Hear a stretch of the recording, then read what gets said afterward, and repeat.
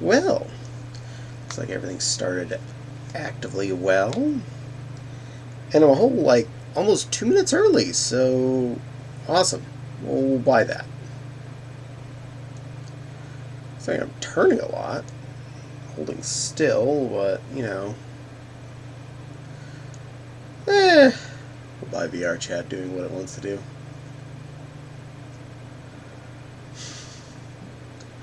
Hello, Denny. Welcome to this evening, and anyone else that happens to be here already. It is lovely to see all of you wonderful floofs this fine Monday evening.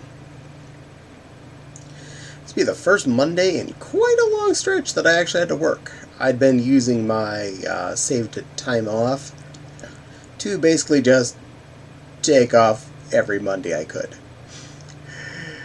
And today, unfortunately, was a Monday I now again had to work. Sad, but, you know, such is life. I finally get a Wii U charger dock for an OEM charger. Yeah, awesome. I am glad you're able to get the necessary charging debiggles to charge your thingadoodle. I do know where ours is. Fortunately, it is currently sitting in the living room. I believe it is plugged in. I don't know if the Wii U pad is sitting on the charger / cradle diddly-doo, but it's all, the hardware is plugged in. That's the important part. Probably for the best it's not sitting on there, because that'd probably just end up killing the battery. And I'm seeing spinning. I wonder if everyone else is seeing me spinning. What windows? I heard a ding. That was a Windows something. Hopefully it's nothing important. Oh, it's resuming. There we go. I seem to be moving again. Windows. Don't do things. Curious if anyone else is seeing me moving. OBS Studio reconnection successful. I guess that had dropped. Thanks, OBS. I like it when you decide to connect and disconnect. That's just special of you.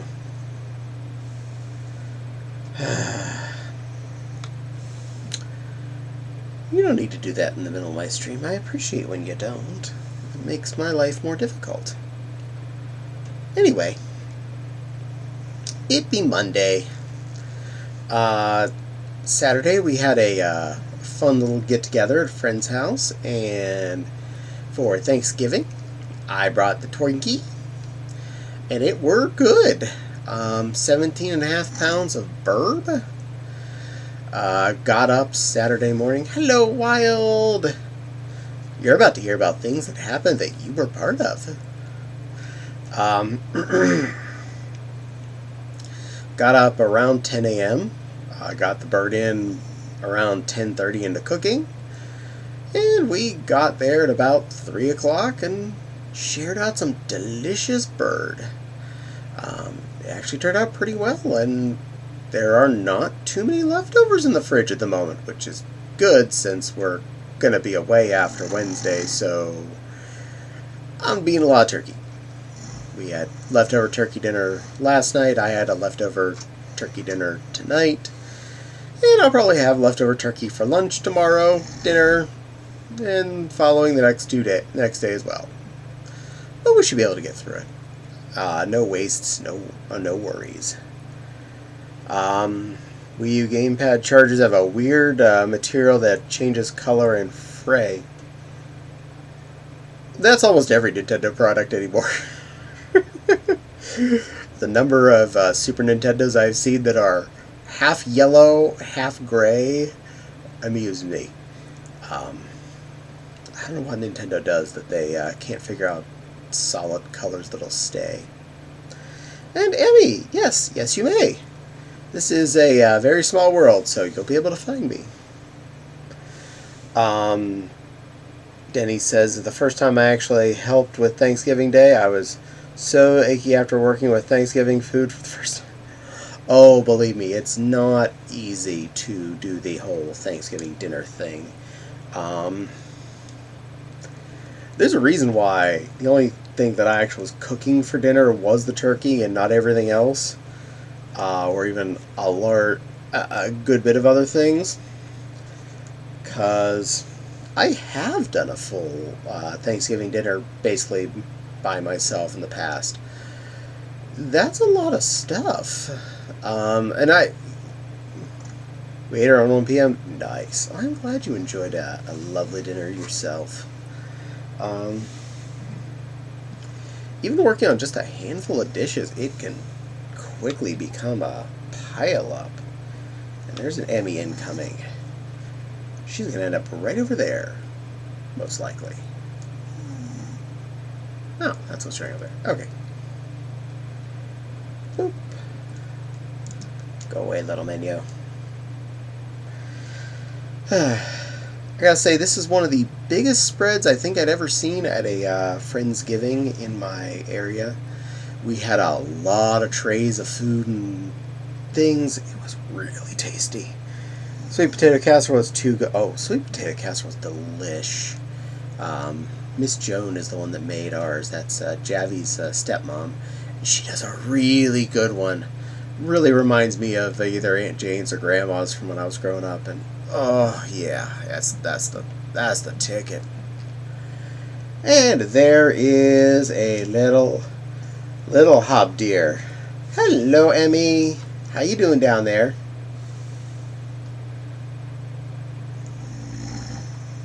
She's looking at herself in the mirror. It's so cute.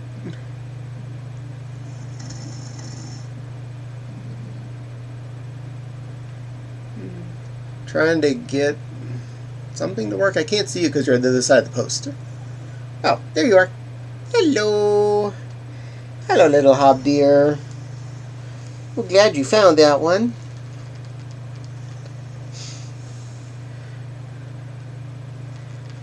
You're adorable.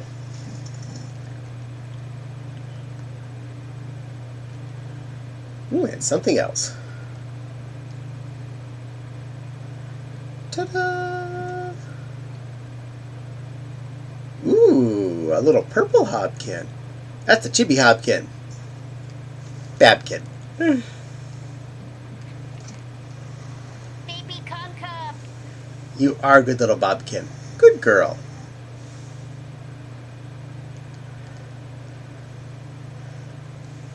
You're very cute. I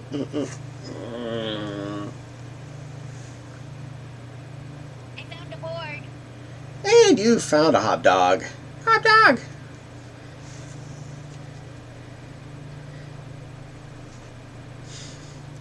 He needs a beret.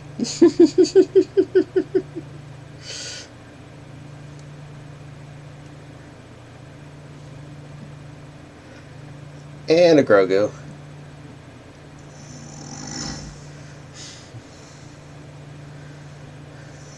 The child. Marshmallows were perfect this year. Ooh. I like it both ways. With marshmallows or without. Hello, and it is now a Moogle. Let's click on Emmy to save. Be careful, be ticklish. Click for save. Boop boop. Over.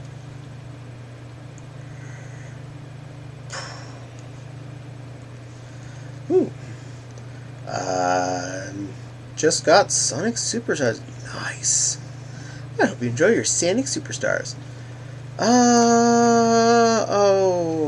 yeah. Yeah, Garu, you can just chew off. We don't need advertisements here. Thank you very much. We're not needing you today. Thank you, Danny. Appreciate that. Up, and we have a little Pika kid. Hub Pika. How about you? I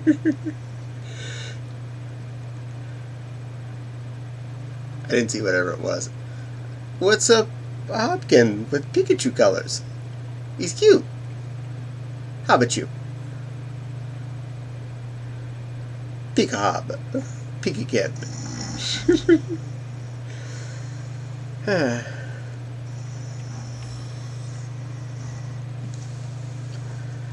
And, glitchy computer cyborgy butterfly winged Hopkin? Sounds about right. Even has cute little glasses. And back to the Hop Deer. Steampunk. I guess it. I don't see how it's steampunk, because that's like the opposite of steampunk. That's cybernetic. Weird. Oh, the naming things that we'll come up with. It was cute. That's all that matters. Definitely. Thank you, Denny, for taking care of that right away. Appreciate getting rid of that. You know you've made it. Whenever you start seeing stuff like that pop up, people think you're worth spamming in.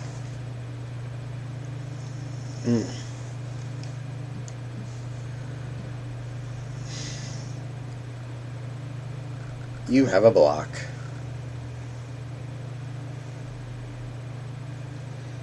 That's a block, alright.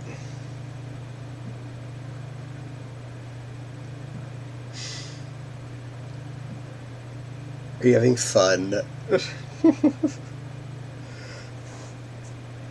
Little Baba playing with her blocks. I got close to the end of Superstars. Love the Fantasy Zone. Yep. Go over here so I can read you better. Super Zone, love the Fantasy Zone. Nod to the game. Nice. I'm glad. I'm glad you enjoys. I haven't played a Sonic game in quite a while. Really should. I mean, I own most of the originals. Well, depending on what you count as an original, that is. Sonic's 1 through 3 plus and Knuckles. Spinball. I have all those in physical copies. Of course, I got both versions of the Mini Genesis, so I have Sonic CD as well, and probably a few of the other, like, not really Sonic games, like Mean Bean Machine, I bet's in there. One sec, you're about to become a Lion Puff? A Lion Puff? Math?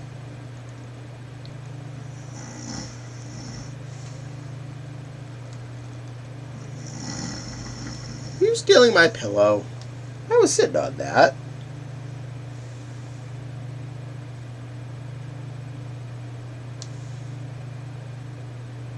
Meep. Trying to pillow fight with you for calling me about... Oh. No. You were a Baba. You were a Bob Kid. That's what they are. Silly girl. Chibi Hopkins is a Baba Hopkin. Oh.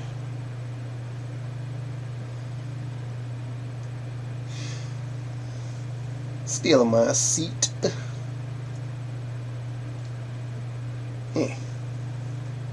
Now one over there. Alright. Grab. Grab.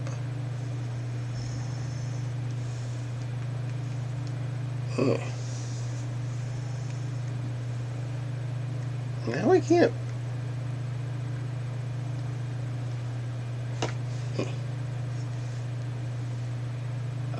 That's kosher.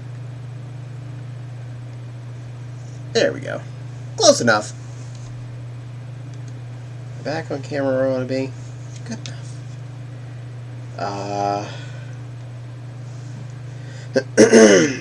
You'll love Superstars? Probably. I should get around to it. I mean, there's a million games I need to get around to, but I haven't.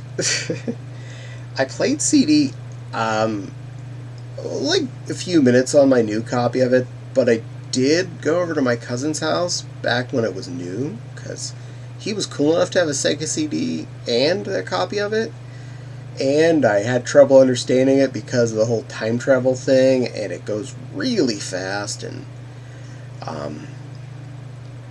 it's such a confusing game. It's not linear like Sonic's 1 through 3 / and Knuckles, in the sense you go from the beginning to the end, and or to the end and beat a boss, even including potentially a maze, but that one involves lots of potentially weird stuff. Sega CD's BIOS is something to leave on loop. I've been wanting to get a Sega CD to add to my box of stuff. Unfortunately, one has never really actually gotten a chance to drop itself in my hands. So, I leave that off to other people to enjoy. I think I have all the cables I need to run one of my 32Xs. I think. Specifically, I think I have all the ones that would plug into a Model 2, which I do have, not my original Model 1. Because they changed the round DIN plug on the back of it to a smaller one on the Model 2, and I ended up with randomly a copy of the Model 2's transport cable for the video. For anyone that is confused by this, Sega had a lot of weird plugs necessary to do a lot of the things. And yes, if I didn't mention it, yes, that is Fopsy sleeping back there. We're hoping to get a Mega Retron HD for playing Genesis. I would love that.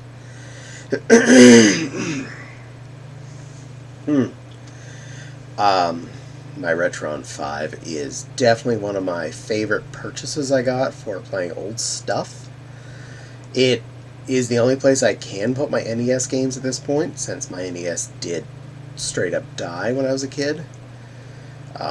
But that definitely plays them, and I can put them on any TV with an HDMI input, so bonus. Mow. Mow to the mow.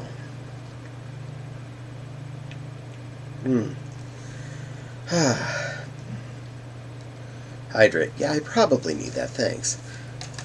Let's see how close I'm at my desk. There it is. Not that one. Not the cup, which I will spill like crazy. The water bottle. Not that I'm a big mess when it comes to things like cups, but when the lip of the cup ends up being runs into the headset, you're not going to have a fun time.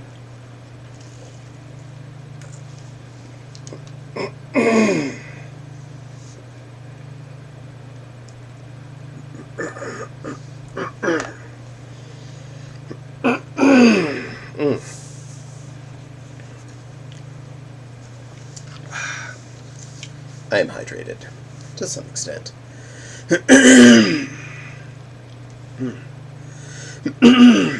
Wow. Anyway,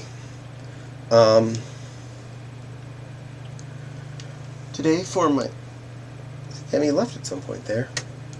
Hope I wasn't being a bad host. I feel bad if it's here saying goodbye. Yeah, it's just me. My apologies, Emmy, if I wasn't being attentive enough there.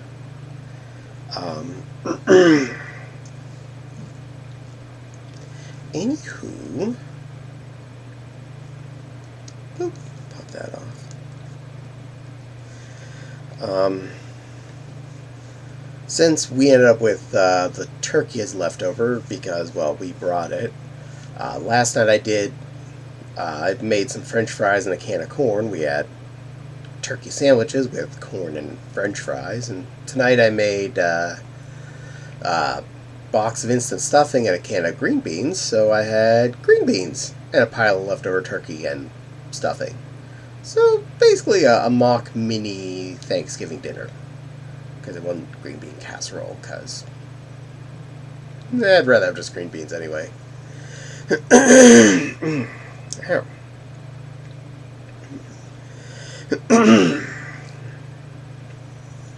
Throat behave. I'm trying to talk on camera here. Something's being alerty. What are you talking about here? I already know about that. Thank you, Steam, for Twitch for letting me know that I got that redeem from watching Nitro Stream Racers today. I already claimed it. It's already in my account. Thank you. Thank you very much.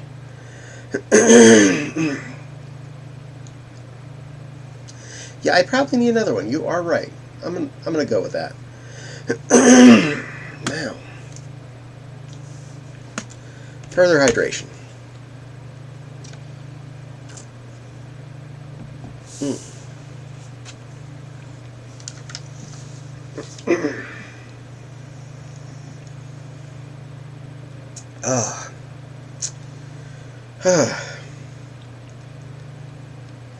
Just one of those nights. Not sick or anything, just the weather is changing. We have this cold, white, dandruffy stuff that fell down from outside, which means the air got even drier than normal, which means, well, every part of me that thinks that it should make goo is making goo, and that's counterproductive to talking.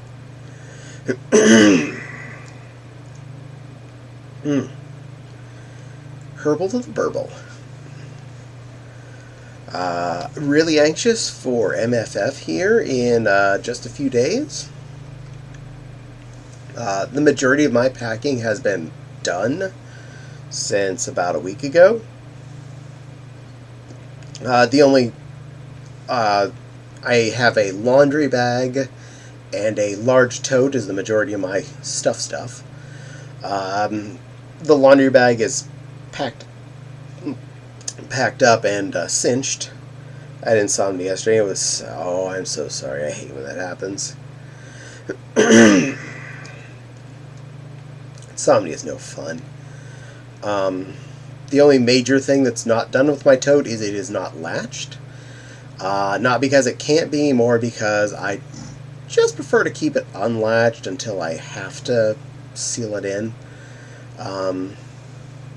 Not that I'm worried about anything getting pressure put on it, but I'd like to avoid any extra wrinkles in the clothes and things that I have in there from being pressed for too many days prior to popping them out at MFF.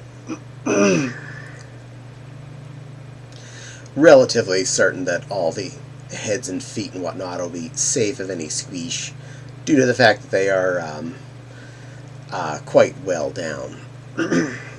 And I certainly hope to give you lots of stories from MFF. As far as next Monday goes, because that's potentially in question, I'm not going to make a promise that I'm going to be here next Monday for stream, because we are traveling home that day. All things considered, we should be home, like noon or 1 p.m. Okay, so I'm not, like, worried that we're not going to be here on time. I'm more worried that I might not have enough energy to actually deal with it. But I'm currently planning to do this on Monday night next week, unless something goes wrong. I just don't want to make a 100% promise, because I don't want to disappoint anybody if they're really just like, oh, where's Caddie? Where's my chat stream? And if chat stream gets missed next Monday, I may just move Wednesday to being chat stream instead of it being Fursuit Gaming. So, just a heads up. In case, Monday doesn't happen, we'll have this kind of thing on Wednesday instead. Either way, most definitely we'll be talking about MFF for all of that stream. While I'll be 90% packed here, just gotta pack some daily things and print up some info. Heck yeah, that's the way to be. To be fair, yes, I agree. I would go with 90% packed. Besides the fact that none of it's actually in the car. The tote and bag are sitting in the family room, which is the room next to the garage. So there's the people door into the garage. They're directly next to it, ready to wheel out and shovel into the back of the vroom vroom. And just need to pack a couple of the little day-to-day stuff like toothbrush and stuff like that. I did have one interesting packing situation that hit me today, because I was getting into one of my last things I wanted to pack and verify, and that was my bag of badges. Been watching too much Mayday, air disasters, that show. Ooh, I'm sorry. But something more fun. Put on a cartoon. Something light and happy. What go ding? Something go ding? Someone just followed me. I can't read it from there very well. There it is. It's Dark Shadow. Oh, hello, Dark Shadow. I am doing just ducky. How are you? Welcome to the stream. Thank you for the follow and ooh woo. Ooh woo, Dark Shadow. Ooh woo. Ooh woo. I am doing just fine for a Monday. It was a busy day at work, but not bad. Busy, but not frantic.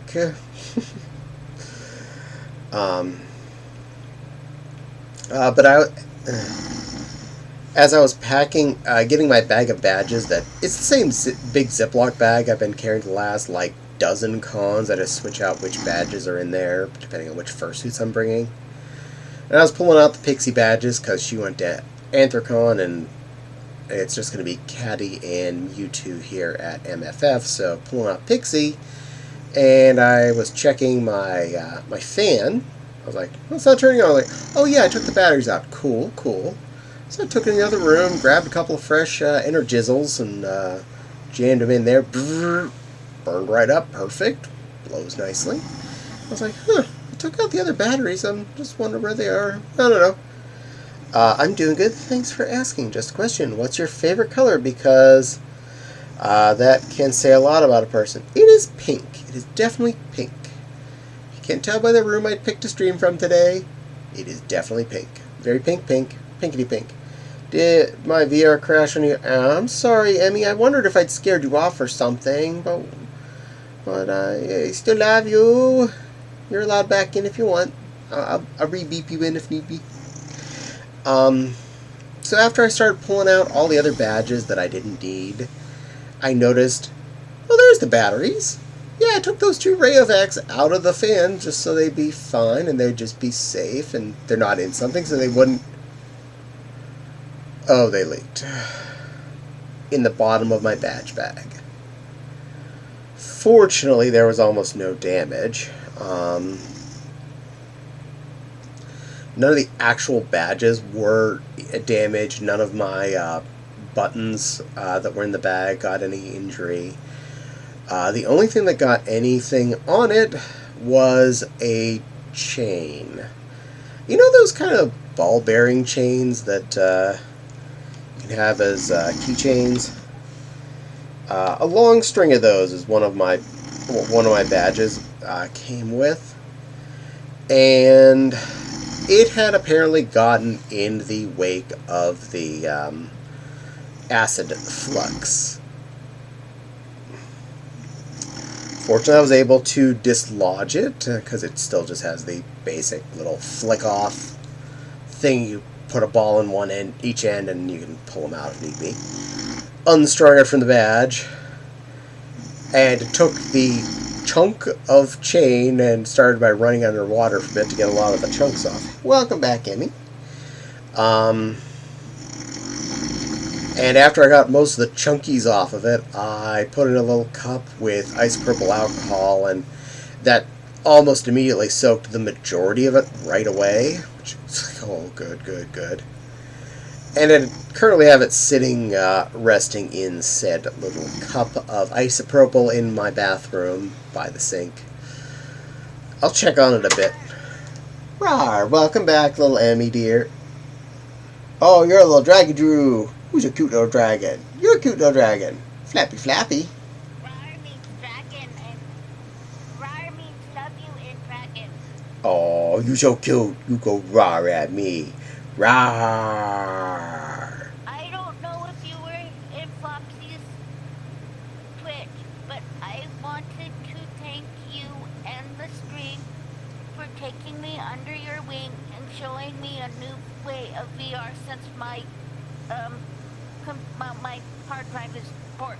I have to get new USB and USB-C and whatnot for it. Oh. Well, you're welcome, little Emmers. Well, hey, I hope we've been helpful fluffs. Certainly don't mind helping. Like to keep my friends all functional if I can. um, One sec, I want to try something. okay.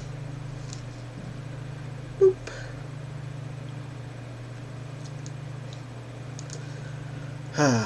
I was able to get all my other badges secured. Moved a couple different caddies into the bag. Apparently moved my Emmy right into the camera. I am now a Black Dragon's head.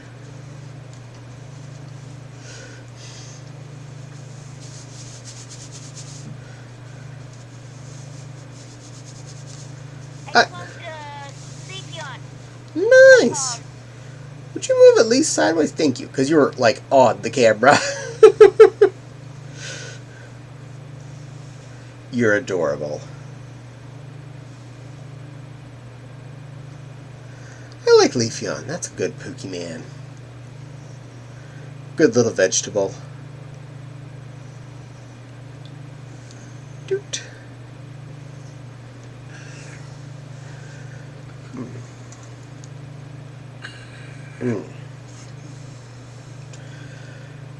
Normally, any con, I tend to bring at least some caddy badges. If I'm not bringing caddies fursuit, I don't bring too many of them. Just one or two for advertising me in general at a given time. But since caddy the fursuit's coming this con, I made sure and put a couple extra caddies in the bag just for caddy's sake. And of course Mewtwo's going to be there, and he's been in the bag for... all of his badges have been in that bag since I don't have too many for him. Always looking forward to bringing his cute butt out. He gets tons of attention, no matter what I put on him. Or anything at all. I want to show you something. You may show me. Please feel free. Chrissy is coming. Hello, Hamburger Kitty. You look good enough to munch. I can't find Jellycat, my one that... I don't think Jellycat, my flying Jellycats anymore. I can't find him on any world or any avatar thingy. I'm sorry. He was a cute kitty. I'm sorry you don't have him at the moment. I'm sure he'll turn up somewhere. Chrissy is coming. If you mean Christmas, unfortunately far too fast. I'm not prepared. Still gonna buy Flopsy presents and a couple other people presents that I actually do exchanges with, and my parents, and my sister, and my sister's boyfriend. But not any of the uncles slash aunts that don't let me back in their house anymore since I'm gay. So that saved me money right there. Oh, and I better get something for the mother-in-law too. That'd be an important thing to take care of. Probably order all that stuff after MFF because I don't want to order stuff and have it show up here while I'm out of town. And most of Amazon's super fast since we have Prime and all that hoo-ha.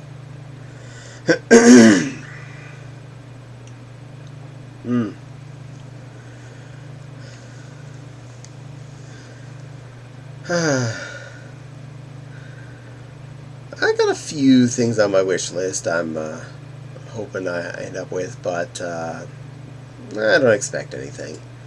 I'm more happy to know that I got things like for my Foxy Woo to make her smile, and things for my family makes them smile. And, you know, It's more fun to watch other people open than it is to open myself. When you get as far along in the game as I am, it's hard to ask for anything that I can't just buy for myself. Doing the reasonable present request, you're not asking for the $400 Lego set, and it's hard to ask for clothes because most people aren't going to know what I really want.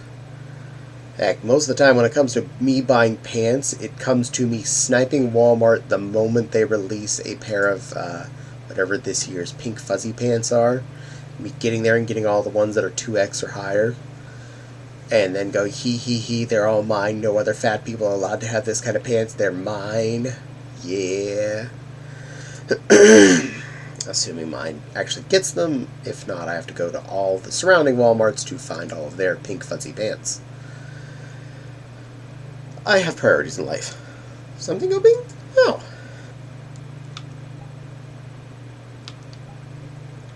Yes, yes you may.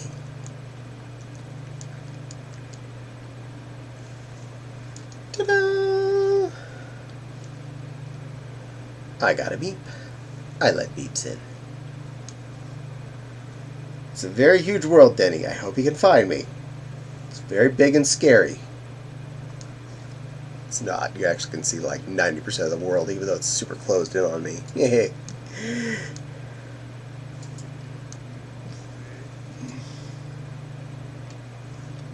I hear a bunny.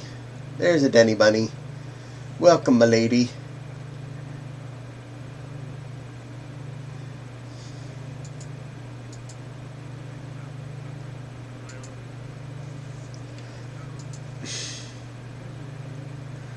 Hello, Benoy. Have you been a good little Benoy?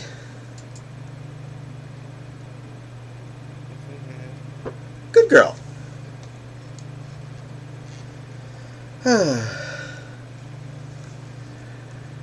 Are you looking forward to me disappearing for several days?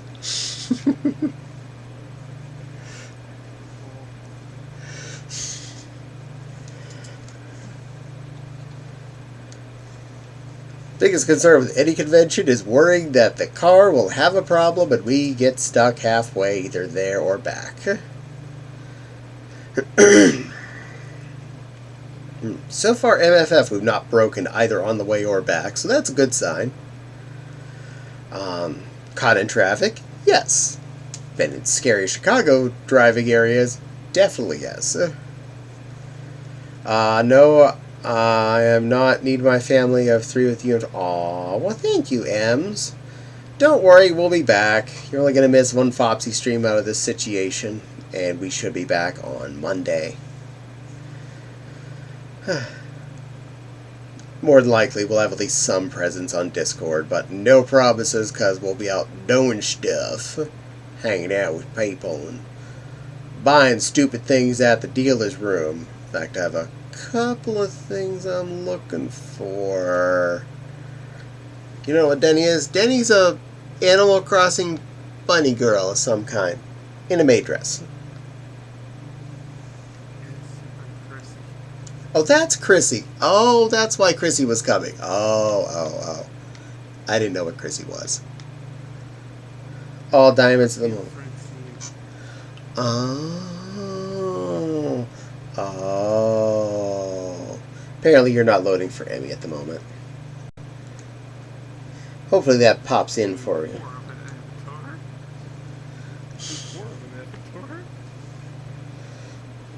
Probably has me blocked. I'm not bored, Daddy.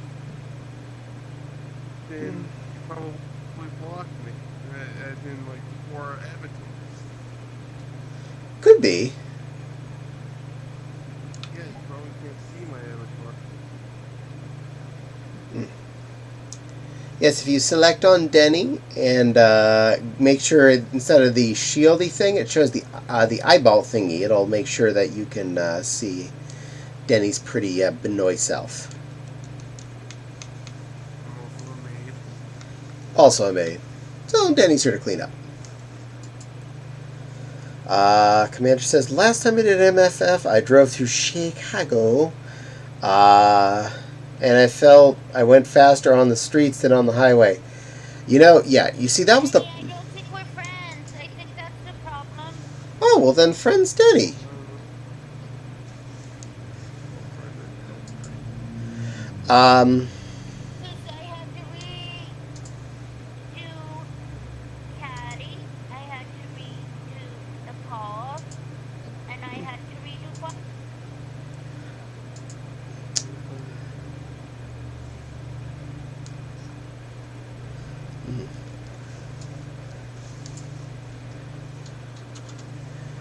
well, I can definitely agree on this, Commander. Um,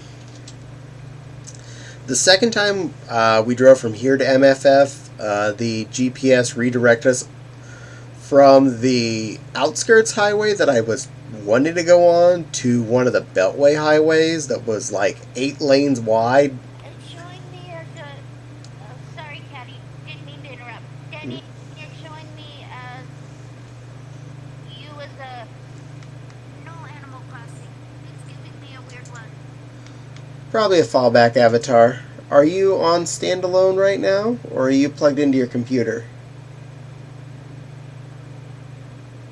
I have desktop. I'm only doing desktop until I get my computer fixed. Hmm. I see you as a lion. Hmm. He is a mob Why is here. your phone Hmm. report? Commander, thank you for giving a tier 1 sub to Mendy. That was sweet of you. I really appreciate that. You're a good Mr. Yeah, Fopsy. I'm very poor. Very poor. Yeah, so I'm blocked. Uh, actually, I'm specific. gonna help Dad with this lights here in a minute. Okay. Good luck with that, Emmy. Be safe. I'm lazy. We haven't gotten any of those things out of the attic for the last few years. Wrong type of light. My fan light. My room is so blah. It's not even funny. It's not bright. It's black. I'm sorry. I'm gonna get you some light in there. Get all bright. Mendy be thanking Commander, and it says lies and slander I'm evil. Fine. You're evil and giving things to my friends evilly. A very good creature is you. I actually specifically have been noting the places where I know that the GPS is going to potentially change and try and force me onto the evil beltway. Not only is the way I want to go cheaper tolls wise, it's also faster and less scary. It's practically just a straight shot at that point. I don't remember the name of the highway off the top of my head. I'm going to triple check that Wednesday night. And then I will note down that highway to make sure I turn off on it. Where is Corgi Ba? I want to hug you both. Aw. Corgi's a good little doggo. I see a hydrate there, and Caddie. yes, ma'am. Yes, Emmy. Water break. Yes, ma'am. I will get that in just a second. Doot. Just want to catch up a little here. I'm deliciously evil, to be clear. Yes, you are. Apparently, Corgi is getting ready to make dinner. Yay! Corgi cooks well. Delicious, you say? Shout out was given to Mendy. Yay, absolutely, Jack. What do you pair better with? I think Commander pairs well with a Diet Cherry Pepsi. Should be $2.94. That's pretty much clear. That's the one. Yeah, that makes sense. That sounds like the right number. I am getting that hydrate. Except your head through the wall and see what the skybox looks like.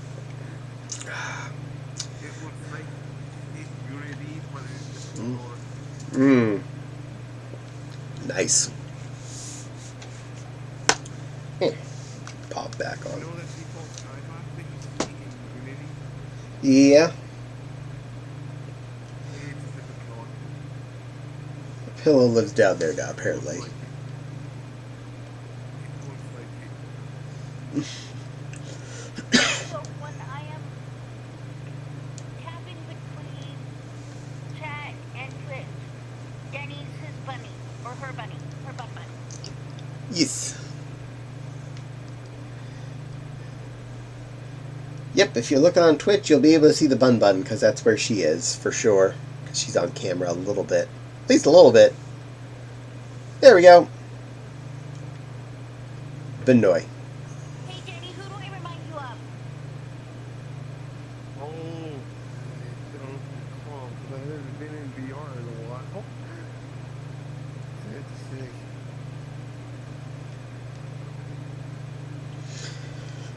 Popping off.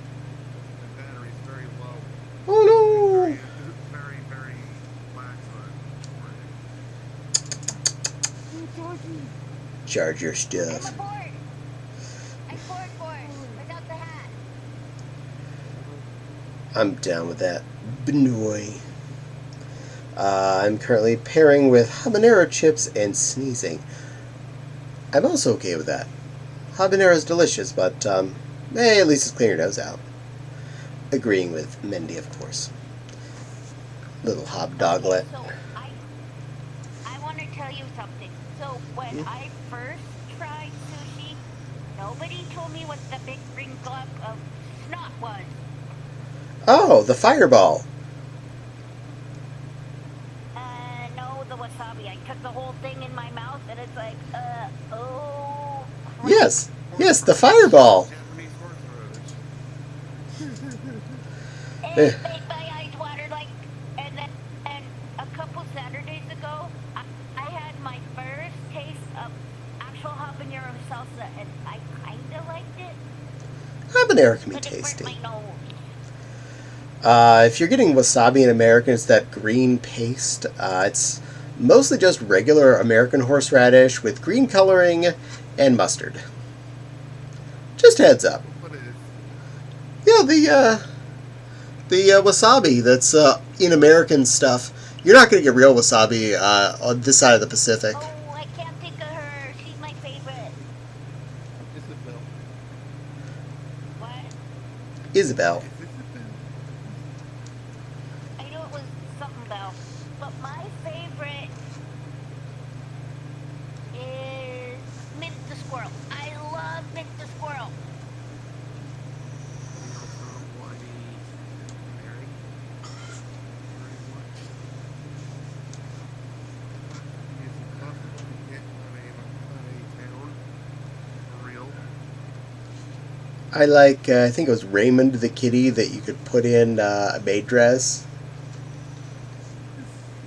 Or just put a ton of pockets around him. I'm okay with that. Either way. I switched this dice, so I can't play with Horizons anyways. I played the newest. Literally stuck with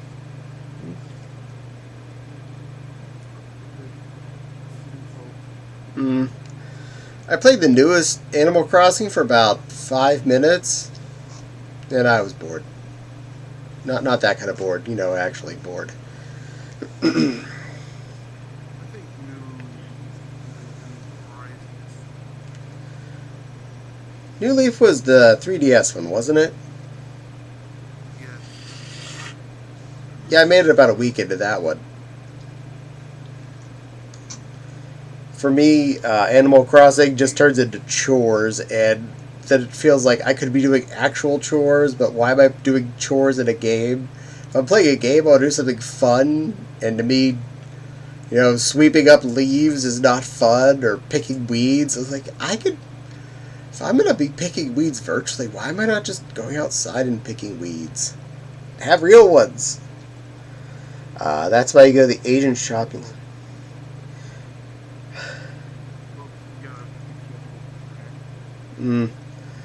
That's why you go to the Asian shopping centers, you get the real wasabi paste. Even then, I always say read the label, because the chances that you're getting real wasabi, if you're paying less than $100, you're probably not getting too much extra real wasabi in the box, or the tube. And real wasabi, yeah. Real wasabi is apparently a ton milder than the stuff we serve for Americans. Americans want that green paste to be a ball of flames, so they up the ante. Look at my nosy. Look at my nosy. It's red. It's cute. Is it glowing? Maybe. I can't really tell. It's a bright room, so I can't tell if something's glowing or not. It's not really glowing. This place is pretty darn bright, so that's probably why. If we were in a dark place, I bet you'd be a little flashlight.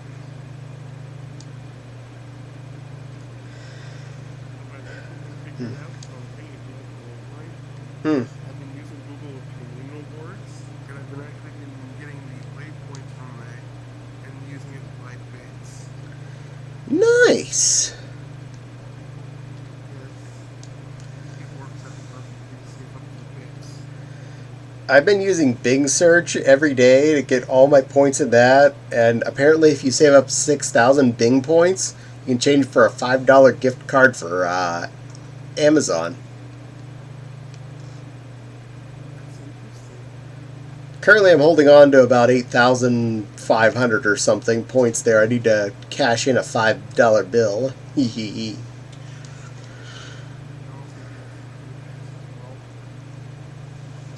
I don't want Game Pass. I want Legos. Daddy, I have some blocks to show you. You may show.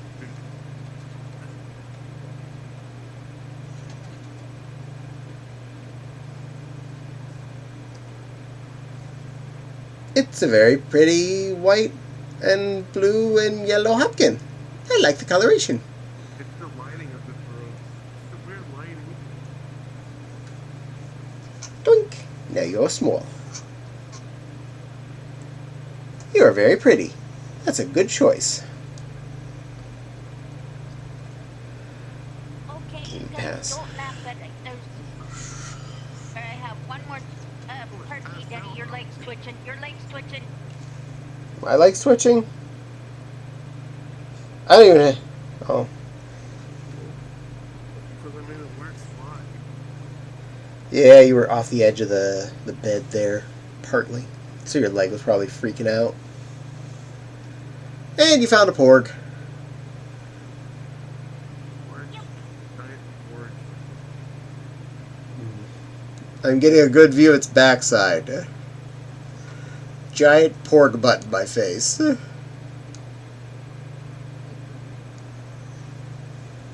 Now I have a little wiggly deer tail. Cuter. I have yet to find that one.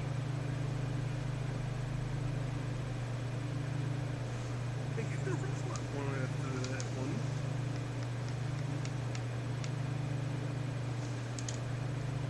Caddie. There you go, Amy. We really gotta drag somebody in here and show them this.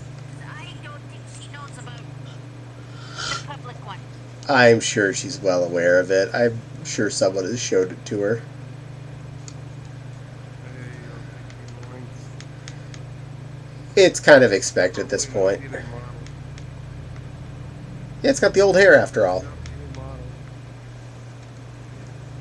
I don't think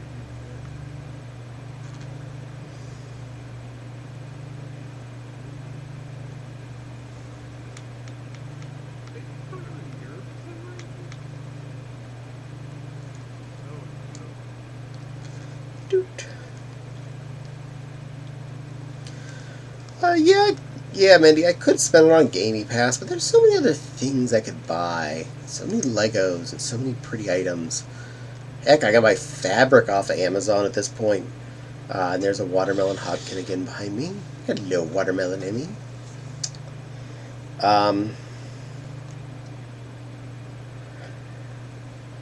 In fact, I have a project I'm thinking about starting up shortly after MFF that I may need to purchase a couple of yards of fabric for ...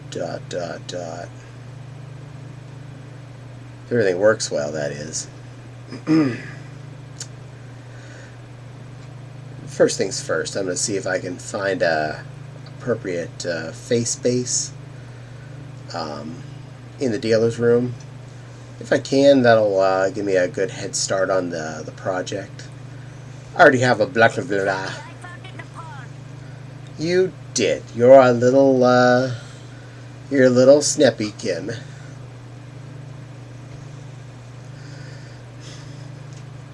It looks good on you.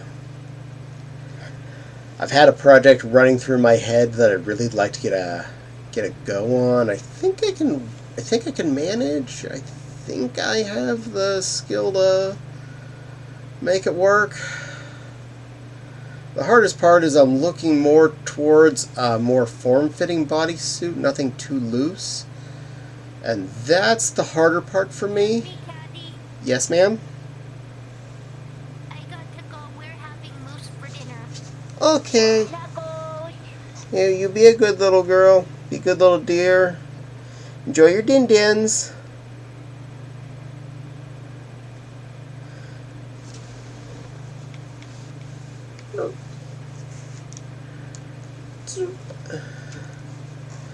I'm inviting her to get back on project. Can you do duct tape? But I can. The thing is, for me, I find it... I've always had more trouble making things be too tight and not have them then be flexible enough. Depending on the fabric, some fabrics stretch better than others. The good news is, with real me being present, it's easy to try things on as I'm going and make sure that, say, a leg feels right, or say effectively, if I have it up to pants part, that'd be a good description. I can pull that on and say, I can take them leggings in a bit more, and then so take the leggings in a bit more, whatnot. But I always find it trickier to get things to work the right way. Those fabrics with multi-directional stretch are great. Oh, yes, they are. Unfortunately, I think most of what I'm using is not very stretchy, but it's for the outside look, not for the inside, that matters in this case, so...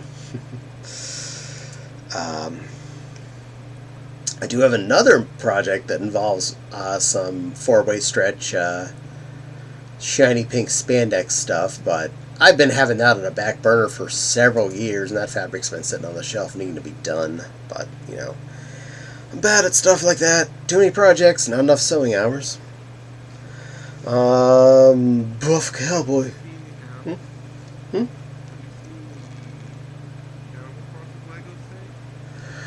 I have. I probably need that.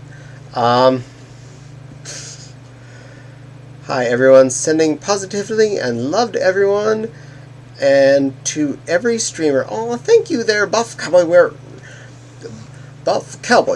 Wolf, Dragon. You're just all the things, aren't you there, feller? I'm okay with that. I also hugs back at you. Hugs! Mendy be like, hearting at me. How cute. Commander says, would this project be due to selling stuff? Actually, no. Surprisingly. This is working with entirely different stuff than that. I might use a little bit of one of them for some of the accent points, but honestly, the majority of it has nothing to do with that bit.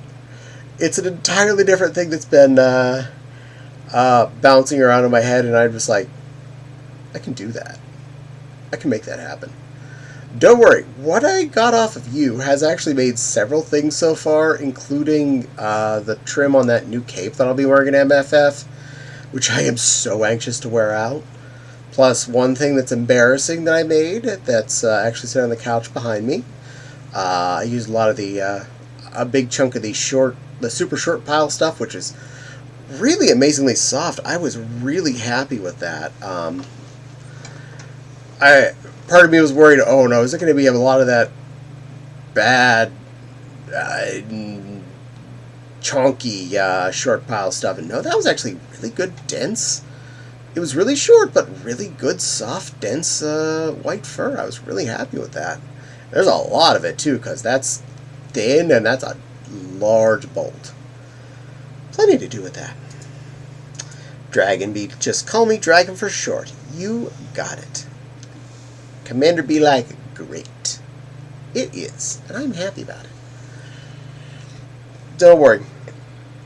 That particular fabric stash is going to take me a while to go through, but I have plenty of dress and things that are going to involve fur trim that's going to be needed for.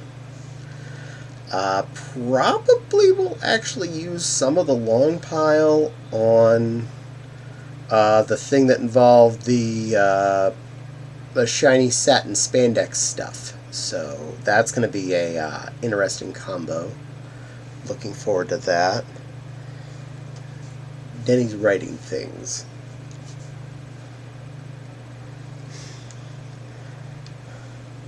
Spops. Spops. You have spot. I know someone can spot.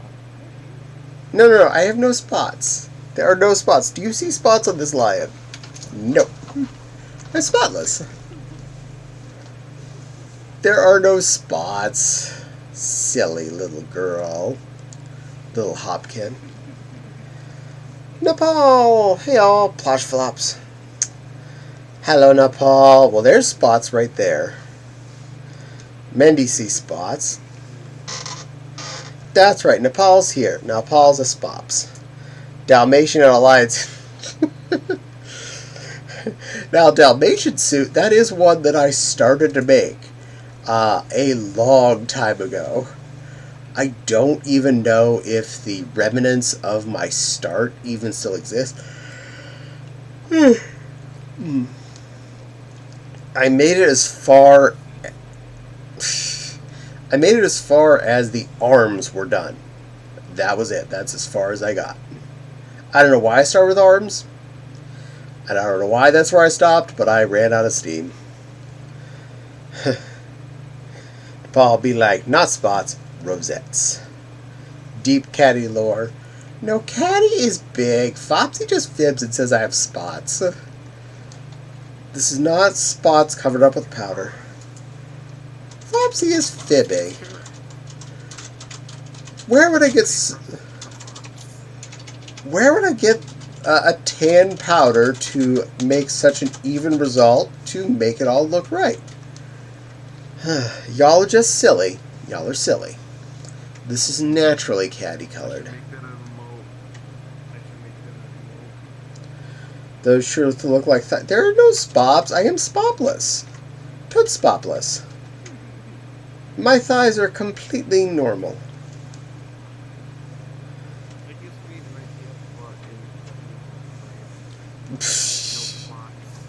No spots.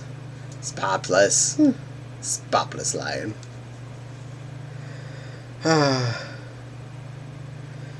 Those should trade them for stripes. Stripes. I don't know, the counter at JCPenney's?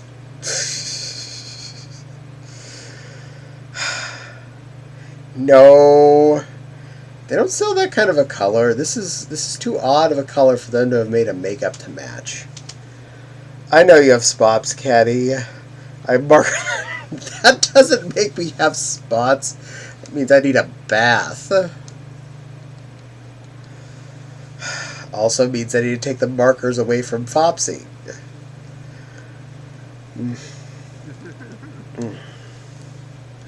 I know she knows where my Prismas are. And my Sharpies. and other markers.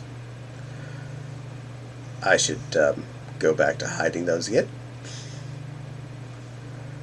Also, this place has 2 mirrors, apparently, because I can see me in 2 different places, which is weird.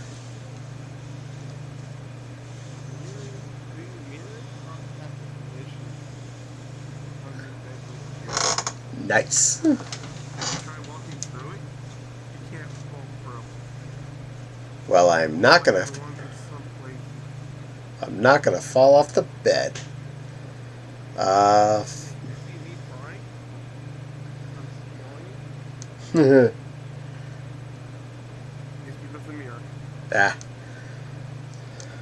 Mendy be smiling at me. Paul slightly passes markers. Don't pass markers to Fopsy.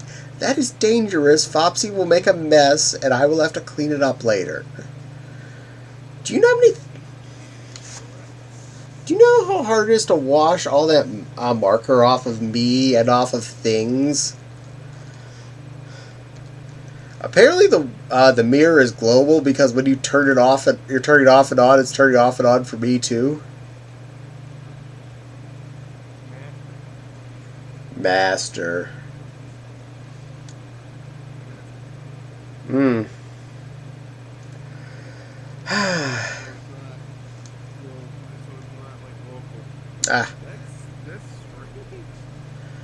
Well, this is not exactly a high-end world I went to. I just went for something that was pink and simple enough that I could easily load into. They're dry erase. It's fine. Yeah, but that needs to be washed off before it, like, sets. Commander says, I won't bother with slyly. I'll just do it blatantly. Yeah, you probably would. I don't doubt you there, little commander. Grand Admiral Kitsune.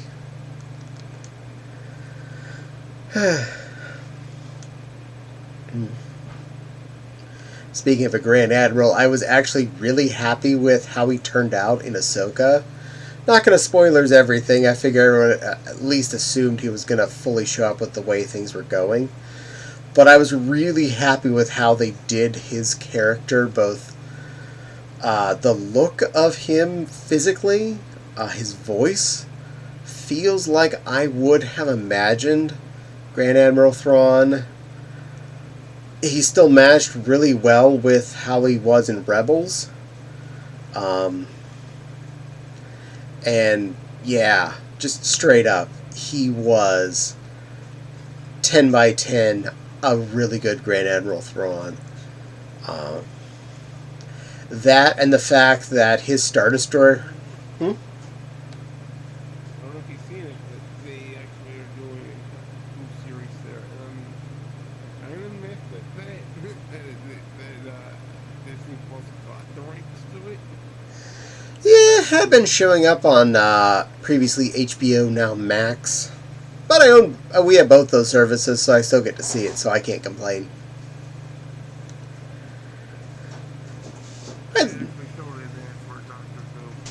Yes, they did. I don't know how Star Trek had stars. I didn't know.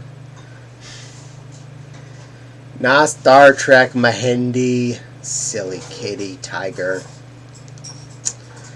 But Grand Admiral Thrawn's Chimera had the beautiful marking on the bottom of it. The moment that flew onto screen, I was just like, oh.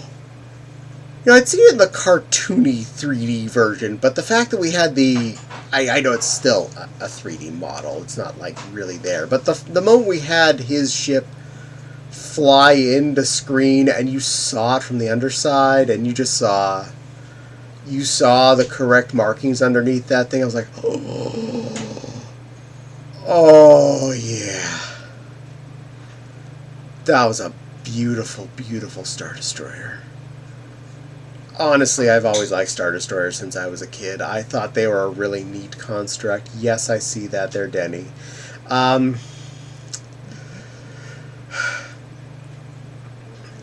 I specifically made it a point in the Star Wars CCG to get as many of the unique Star Destroyer cards that I could, as many of any kind of Star Destroyers that I could pick up. So I have a little army of them that I can never use because I know plays that game.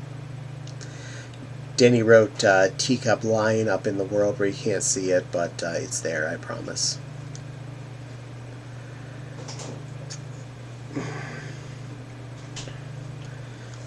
Mindy be given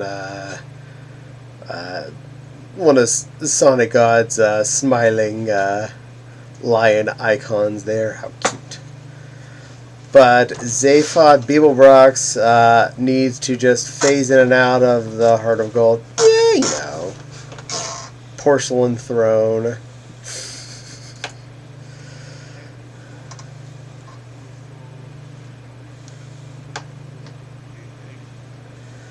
It is a nice, simple little world. Good for snuggling up in or just existing in.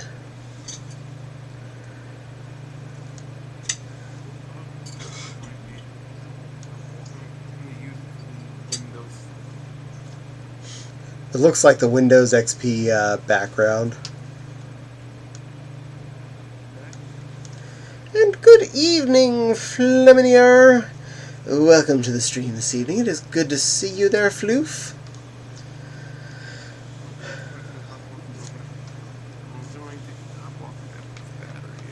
Okay, you be a good little snappy hobkin.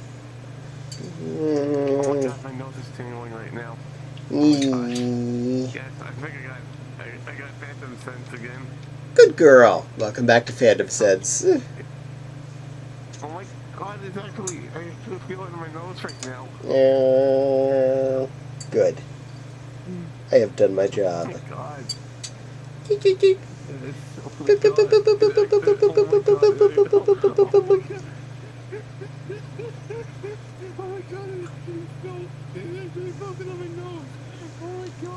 Works every time.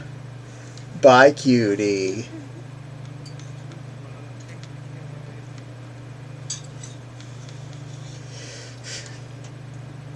And then it was me. Likewise, say the Flaminier. Thank you, thank you, thank you. Nepal gives them plush hugs to Flam. Yay! Flam be like, oh, hey, Nepal. Hey, Nepal.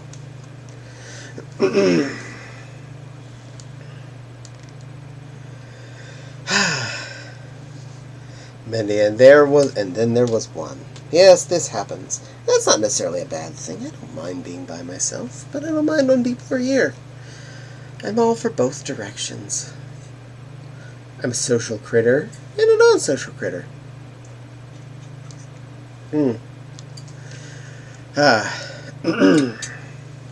I am learning more and more that I definitely do have some levels of, yay, baggies!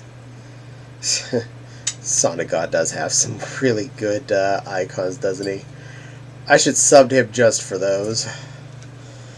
I have definitely noted that I do have some levels of social anxiety. I've been noting that for the last few years.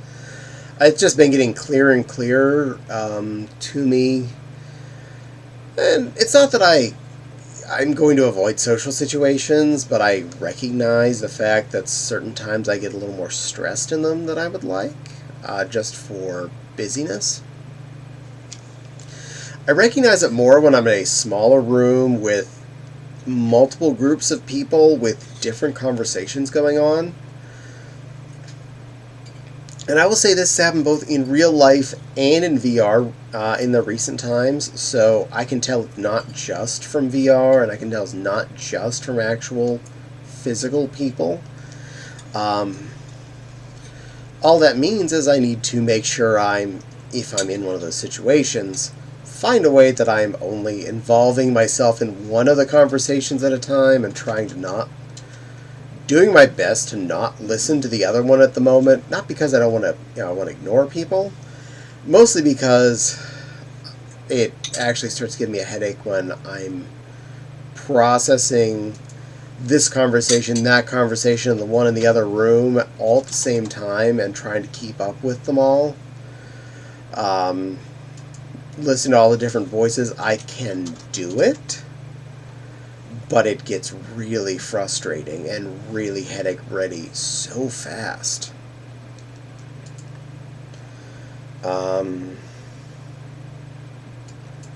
He do. I don't imagine the last 3 years helped with that. Yeah, yeah.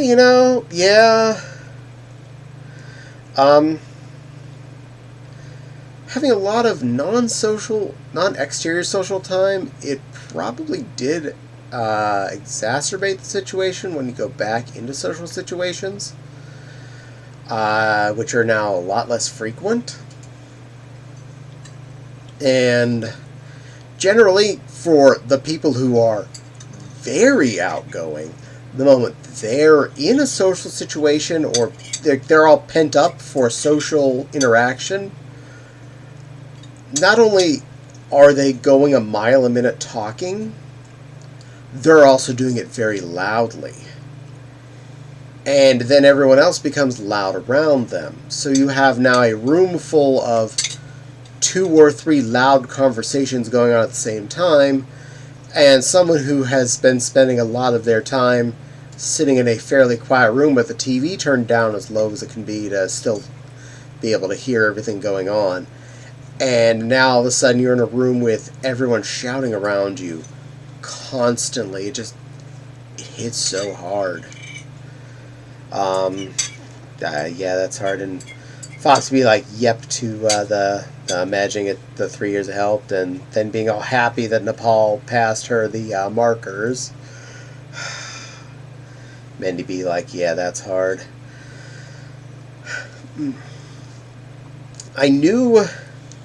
I figured out from something I chose to do and found out later was a thing that people with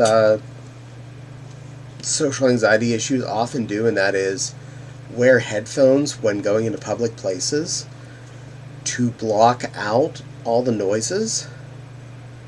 At first I did it just because I was like, I'm stuck in this Walmart. I want to at least get a chance to listen to my music while I'm there. So I would wear my MP3 player. And then very quickly it turned into, it's not just I'm listening to my music, I'm blocking out all of these loud people and this annoying world that I don't want to be part of in this Walmart while I'm trying my best to quickly pick up the groceries I need.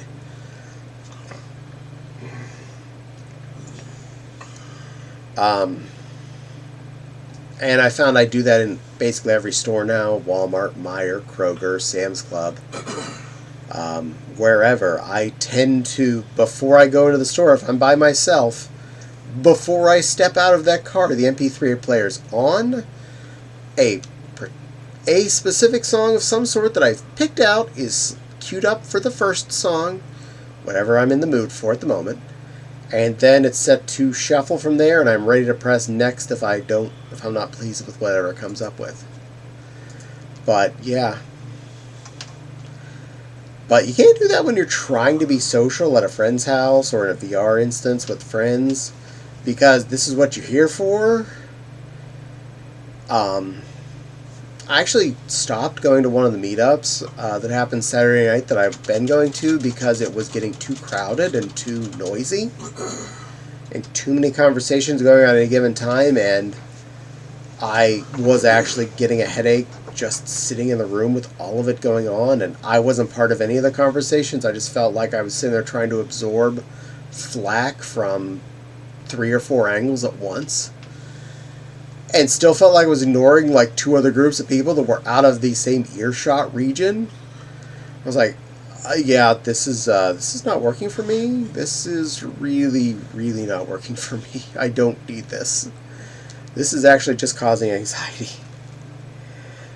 Yeah, that's hard. With ADHD, if I'm around several conversations, I can't focus on any, just snippets of everything around me. But barely in one I'm actually active engaged in. Yeah, that's pretty much it. And whenever there's all of that going on, and your mind is trying to process the 3 different conversations, and you're trying to be part of even just one of them, because you can't not try and think about all the other noises that you can't block out. You can't not hear them. If it wasn't for my horse, I never would have made it through college. And that sticks in your head, and you don't know why. I forget which comedian did that one. I think it was Louis Black.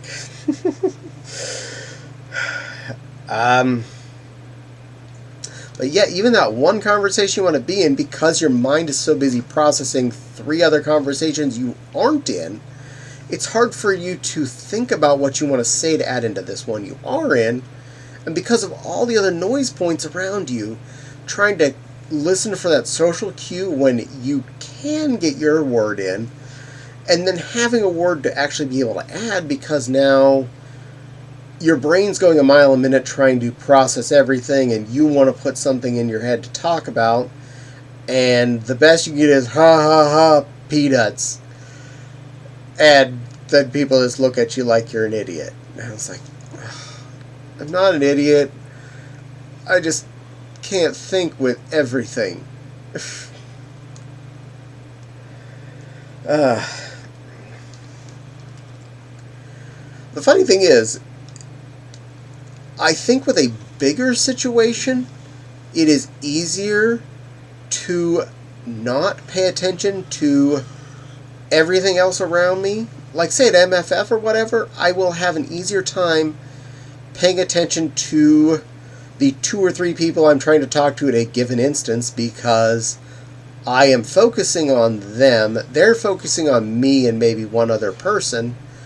Yes, there's 10 conversations going on around me, but they are so consistent and out of my direct window, it is easier for me to focus on this one, as opposed to, say, 3 conversations happening in an expanse of effectively the size of 2 good-sized rooms in a house, and several conversations going on at once.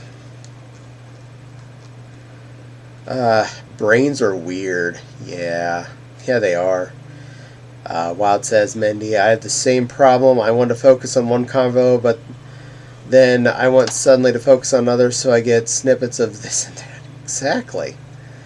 Mendy is, if people try to tell me how to do something, I just kind of zone out, and it's frustrating. Yeah.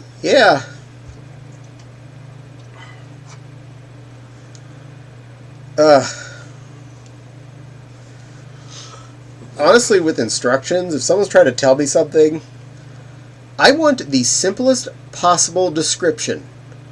I do not need every detail of life. I want you to put slot A in slot B and sew it together. Or I want you to color this blue and add a fur texture to it. Or I want you to install these drives D, E, F, G in this order on my computer. Whatever it is, just tell me the basic answer of what you want. I do not need the life story of the hard drives and where they came from and which era they're from, because all that's just going to make me go, nerd. And then I'm going to forget which one you want in which order. Especially in art, oh my glob. When people want to give me unnecessary details about their character, and all they really need to tell me is just make this part blue. And I'd be like, got it. Well, this was blue, but then it changed it to purple for a while, and you can use purple or indigo, because I sometimes use indigo there, but I don't always use indigo. And this one artist did it in indigo, and this other one did it in purple, and then I decided my character was purple there for, I'm like, oh my god, stop. Tell me what you want. I'm going to forget all the other details and screw this up, because my ADHD brain is now paying attention to this other half of this story, and every ounce of the actual details you cared about are flying out the window. I am forgetting about that. Your tail isn't the same way it's in your reference sheet, and that your ears are actually the same size. They're not different sizes, and and all that's gone because you had to tell me the stories of the blue / indigo / purple spot on this one part of your body that all you had to do is say, just make it effing blue. Just make it blue. Got it. Thankfully, people are pretty direct, but somehow I tend to miss things. It happens. Trust me, I know it happens all the time to all of us. I think only once did you ever miss something in one of my arts that was really important, and you quickly fixed it, so I'm not a complainer. Specifically, I think I missed being put in a bunny suit one time in a picture. And then you immediately were able to fix that same day because you're awesome. Generally, when something goes wrong, I was never mad about it. I was doing great with the ADHD meds, then shortage. I'm so sorry.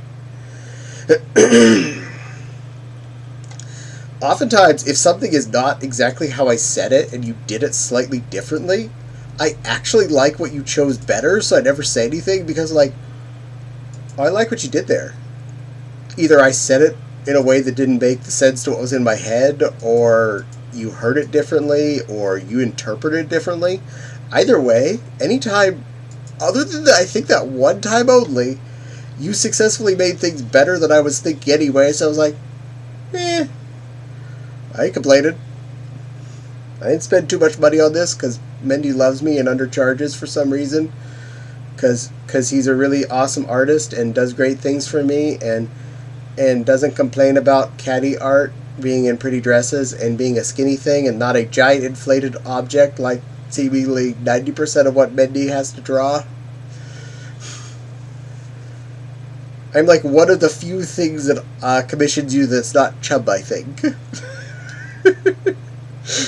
I like being unique like that.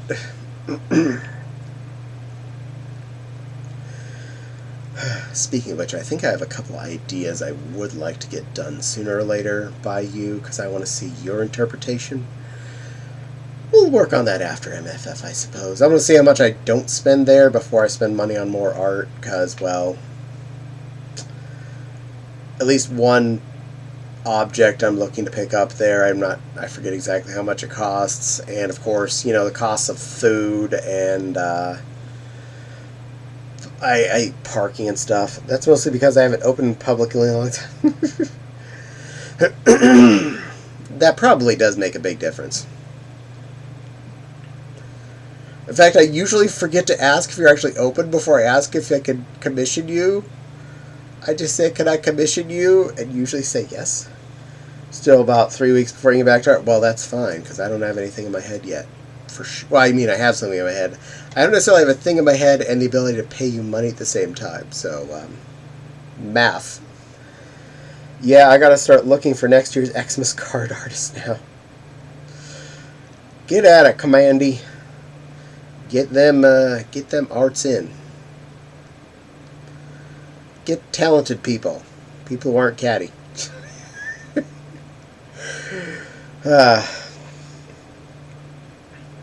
Ironically, I did get an art commission yesterday. I haven't gotten a chance to start working on it yet.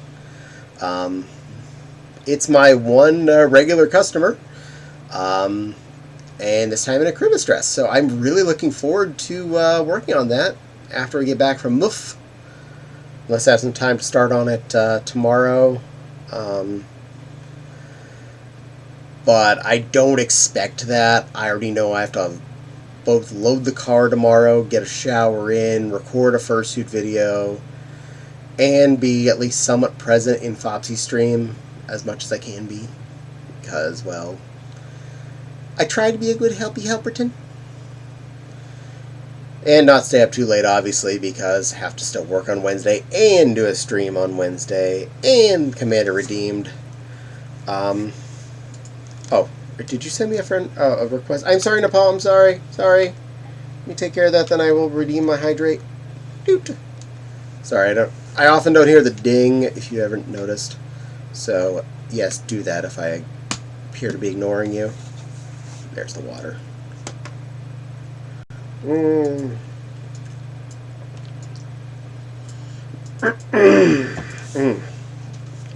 Ah, that's good. Good squishy. And yay, Mendy can finally do the T-pose for dominance in IRL again, but not much higher. I remember after my first COVID shot, being excited I could at least get up to T-pose for dominance, and that was it.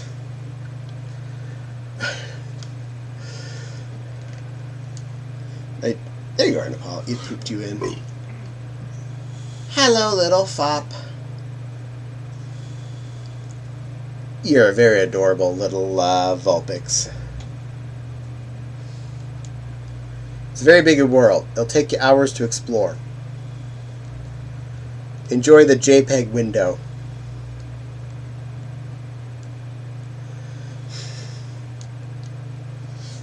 Yay! I know last MFF I got one of my Kigus, Lucario, and I was really happy with that. And it's one of my favorite Kigus I've ever bought because it actually fits me well and it looks good and it feels so on point, and I should wear it more often, but I'm bad about this. I have the partial tail that I can wear with Mewtwo pack this year and Mewtwo's leather jacket, so I'm looking forward to not only wearing that with the full suit, but wearing that standalone as well. Vulpix, Vulp! Vulpix, or it didn't happen. Absolutely. Nepal's a very good little Vulpix. Such a fluff puff. Yes, you are. Well, I mean, it's all the tails, so of course. Very adorable. Very fluffy. Very cute.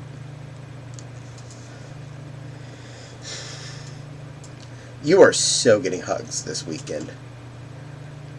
All the hugs. Okay. I'm okay with this. I'm glad. Glad. I know I'm glad.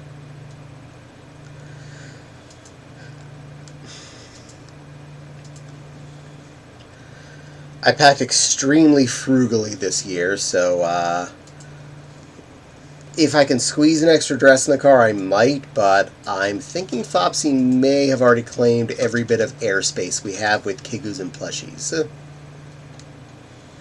But we'll find. That's not a bad thing. Yeah, but Caddie wants space too.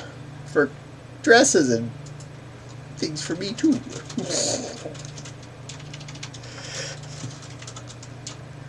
We'll find out once the Flopsy's tote gets packed and we can load that in a core. We'll then find out how much airspace we really have. Caddie usually uses more space. I do, and I've been trying to downsize so I don't take up as much space. I feel bad about it. That's why I've been continuing to reduce my out-of-tote experience.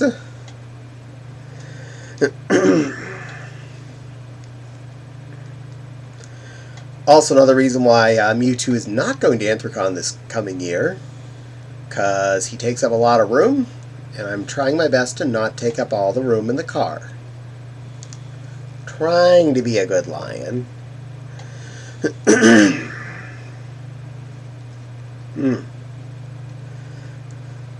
fact, all my dresses are contained within those containers out there as they currently stand.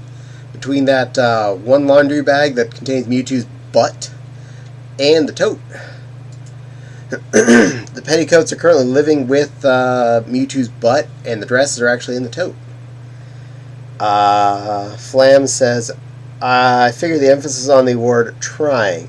Well, yeah, it is almost impossible when you're a fursuiter to reduce how much space you actually take when you're packing, because, well, there's this fursuit, and I want to bring a second one, and I want to bring outfits for this one, and outfits for that one, and that outfit. Ooh, and that dress would be really good. Ooh, and that cape, that goes with this other thing. And you need the petticoat to go with that, because otherwise the skirt won't fluff out right.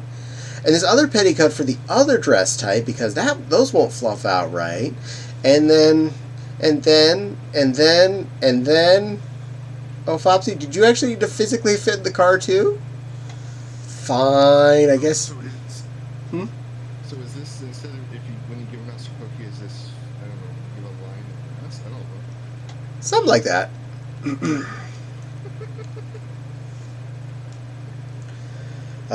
Convention packing hammer space. Yeah, I am a big fan of space bags and compressing down things as much as you can without using the vacuum cleaner, because you're not going to have that at the convention. And or pressing them into laundry bags or totes in a way that you can really push them down for optimal transport capability. Wild says, I got 2 dresses packed for Tika. They are in a suitcase with the rest of my clothes. Good girl. I am glad you are well packed. I have 1 princess dress, 1 Mrs. Santa dress, 1 French maid dress, cape, and the petticoat for the shorter dresses also doubles as a skirt that I can wear alternatively with just the satin sleeve combo I created. And the only thing that's really a unitasker of the whole spiel is the petticoat for the princess dress. And I compress that down pretty darn small. I try to pack. 1 Kegu, 1 leather jacket for Mewtwo, Mewtwo's non-attached tail and hands, which, I mean, those take up absolutely no space. They're spandex with padded paw bits. A pair of my underwear takes up as much space as those do.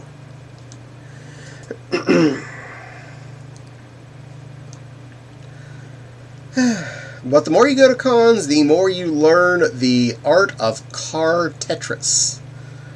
Especially the more times you go with this same vehicle, because then you know and you know your ins and outs and how many totes you can get in there, and or how many bags or whatevers. Like, alright, I know this car I can get in this big tote. This particular suitcase can fit here. So I can fill that to maximum, and then I can fit... These fans can't fit in any of the containers, but they can fit here. I need this space for my backpack, and then and once you've learned your big Tetris pieces, then it comes down to what can I fit in those particular blocks. Like, okay, for instance, Caddie the fursuit, he takes up half of a footlocker tote. One of those basic footlocker totes you get from like Walmart or whatever. His entire self fits on one side of that. I have gone to conventions just packing him, and I packed all my regular clothes in the other half of that footlocker tote. So when I'm strapped for space, and I can only take 1 suit, Caddie is usually it. Because then I'm like, that's it. I can airplane with Caddie. I have airplaned with Caddie. Because when you can fit as much as you can into that tote with him, you're on easy street.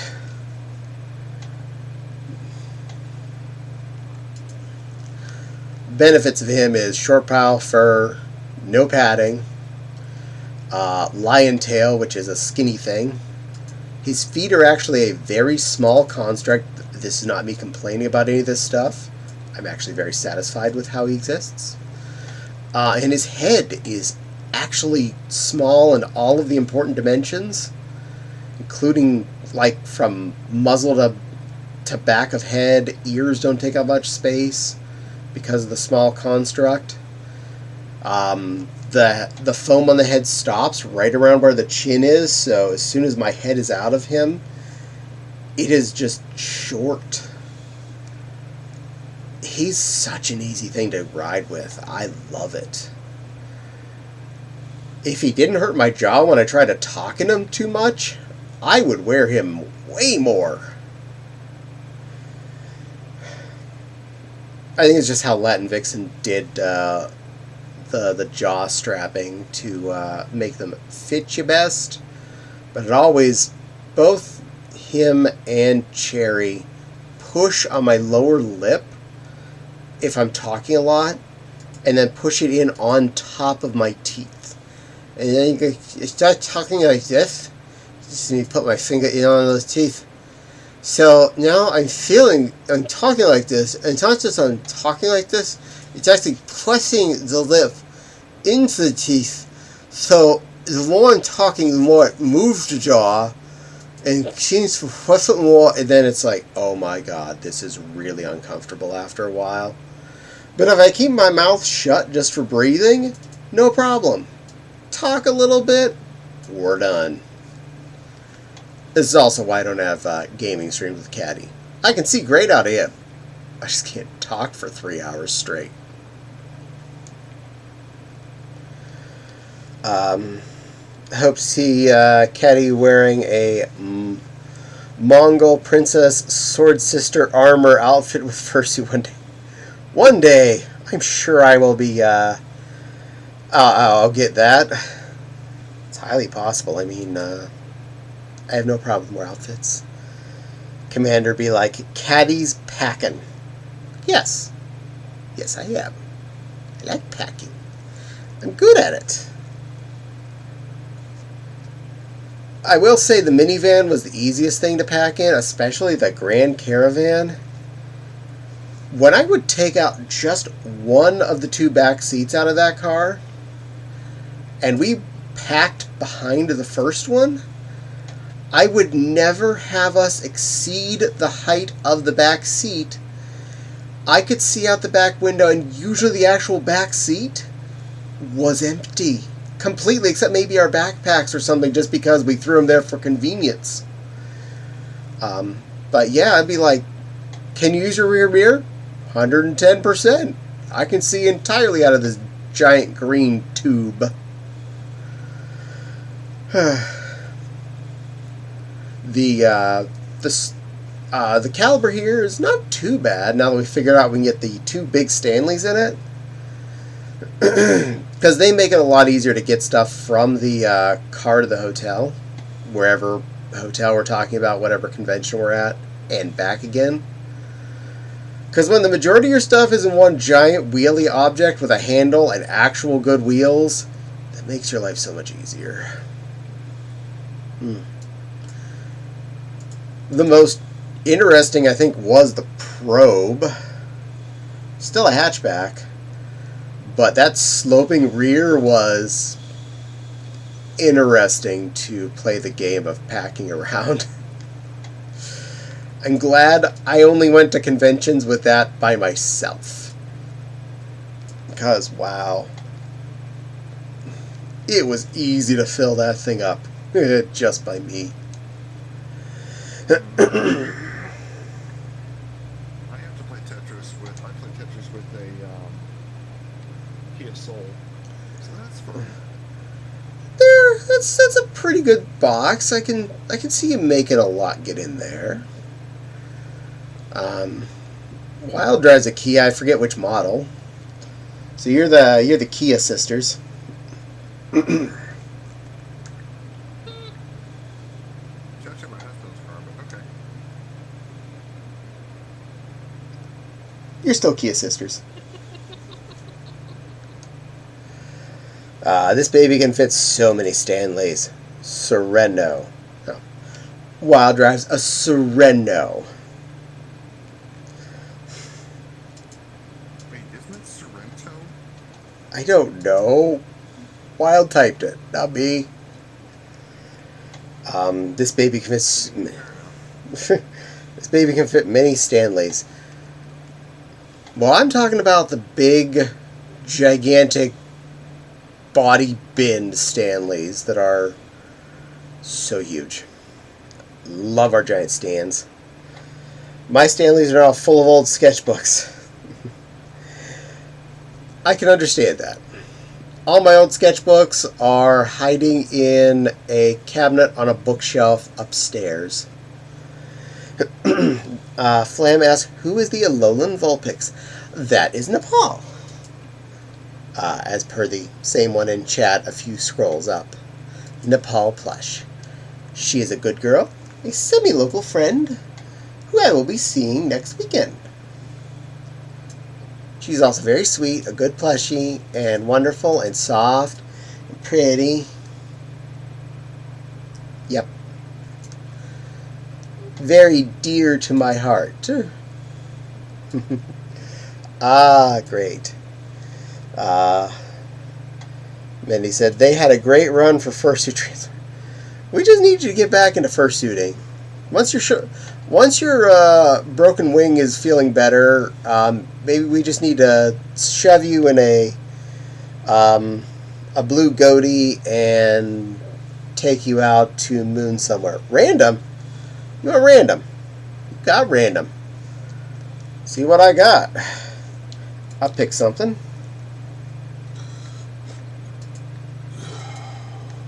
What am I gonna be? Oh, you know, that's pretty darn random. I don't think I bet that in stream at all. Sure. Hopefully this is gonna come on decent. I don't remember what I was wearing when I last wore it. Yeah, it's okay, that's fine. I need to up the camera a little bit. So it'll just be, my eyes are up here. Move over a little so my arms aren't in Nepal. There. Bunny. Different bunny. I hope that's random enough. It's been a while. Last time was Halloween last year. Oh. Well, yes, Mendy. We need to get you to a fur con to have some fluff and fun with the rest of us.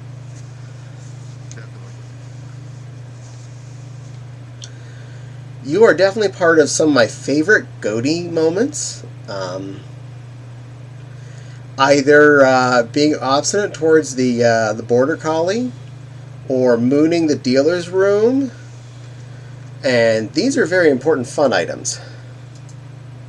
Okay, did not expect this, but I'll take it. Hey, you said random. This is random. They are good times. They were good times. They were. We have photographic evidence to prove it. I've cloned this off of somebody. We mooned the Anthracon dealer's room.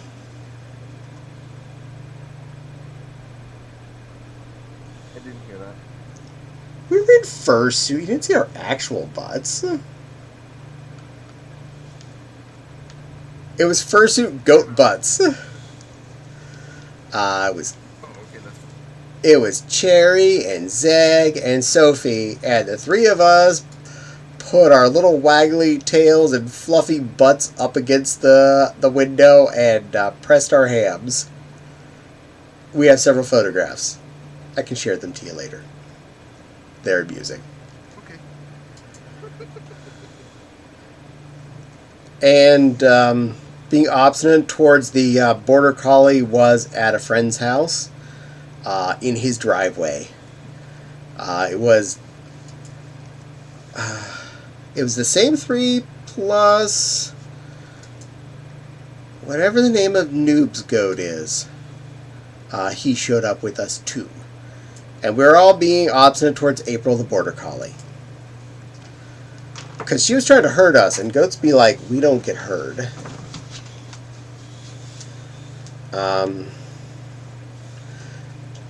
Did you just say mooning the dealers did? Yes. Yes, we did.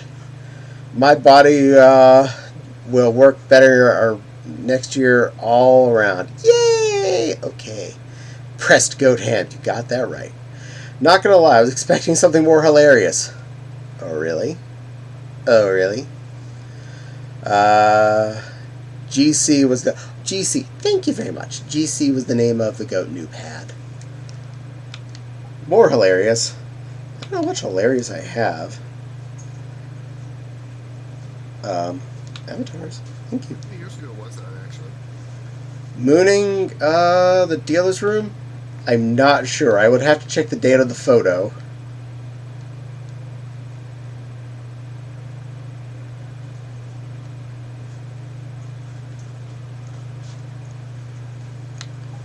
Alright. I think this would be at least closer to hilarious. I'm going to just scale me down with this one because it's just too big. Don't worry, I'm going to fix me. Fixing it. Fixing it. We're doing it live. I'm going to move the camera down.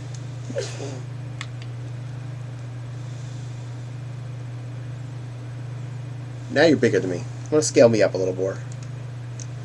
One moment.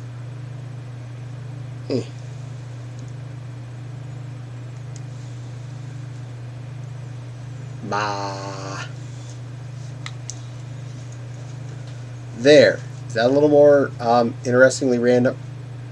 I don't know why it has a pop-up in front of me and myself like that. Well, that's a bonus. My face cam is just showing all of me.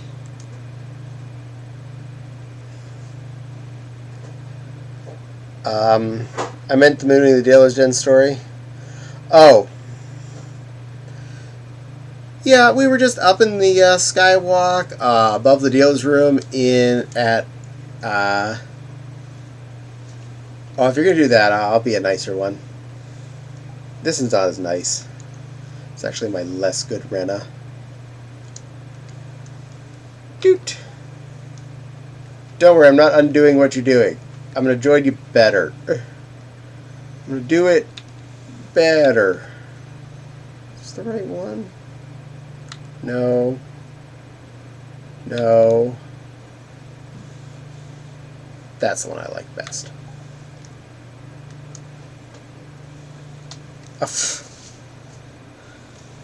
There, now I'm a floating robot. Robot Rain.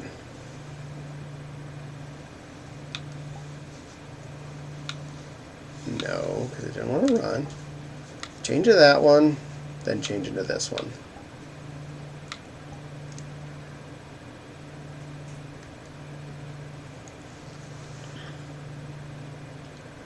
Well, she's squatting okay. I'll deal with that.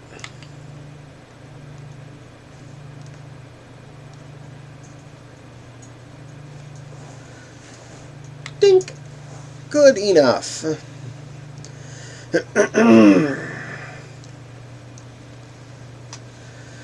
Zegchen is bad influence? Yes. Now, I know you're definitely male there, Mendy, but is Zeg a boy or a girl? I can't remember, honestly. And I don't want to be rude and say the wrong thing. Because I'm good at that. Here's my little Rena Fluff. Who's a good girl? Who's a good little Rena? Zeg is non-binary. Got it. So Zeg is hexadecimal. Remember that. Caddie will remember this. For about 5 minutes. And then he'll ask the same stupid question again because he forgets he asked it already. Do you realize this is how I work? Yeah. It's more fun that way. Also, it's a lot more fun to try and be this without my trackers all on because for some reason this avatar thinks when I do have the trackers on, I bend at the boob, not at my waist. So instead of sitting down, I like laying with my feet out and then down my knees at an angle. Trackers. Originally designed male, but then made to make them female, but non-binary fits better now. I don't have to make them anything specific. This is cool. LOL Keck Raffle.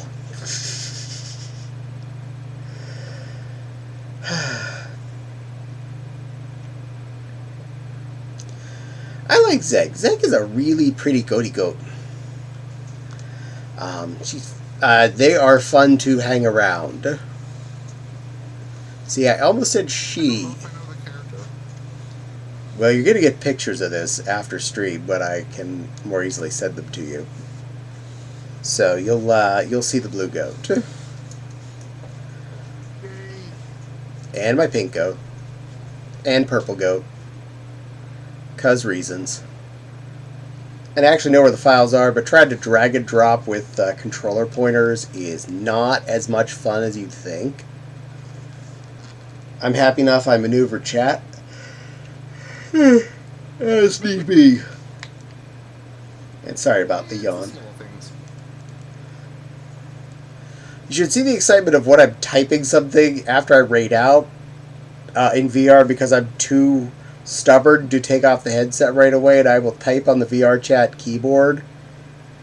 And it is so unresponsive. Well, I'll be getting off. I'll be off getting late. That's okay there, Flam. I know you are on several time zones to the east of me, and I hope you get a good night's rest.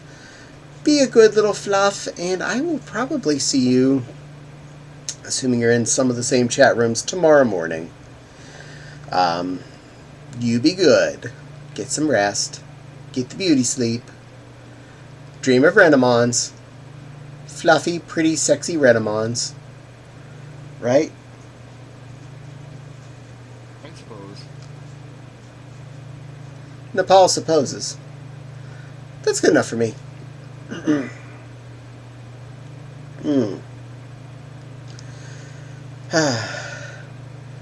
And for the record, that Lego set I showed off on Wednesday, I have definitely not opened that yet. I'm not just saying that, I really actually have definitely not opened that yet because, well, Saturday we were doing the Thanksgiving thing. So Saturday morning was spent cooking a turkey and getting things ready, and then afternoon was spent eating turkey and then sitting around and getting ADHD over stimulation. And Sunday I was doing a sewing project for the Fopsy Woo, so have not had a chance to even open the box. This is the Lego set, the museum. Yep. Yes. That's going to take a hot minute to build.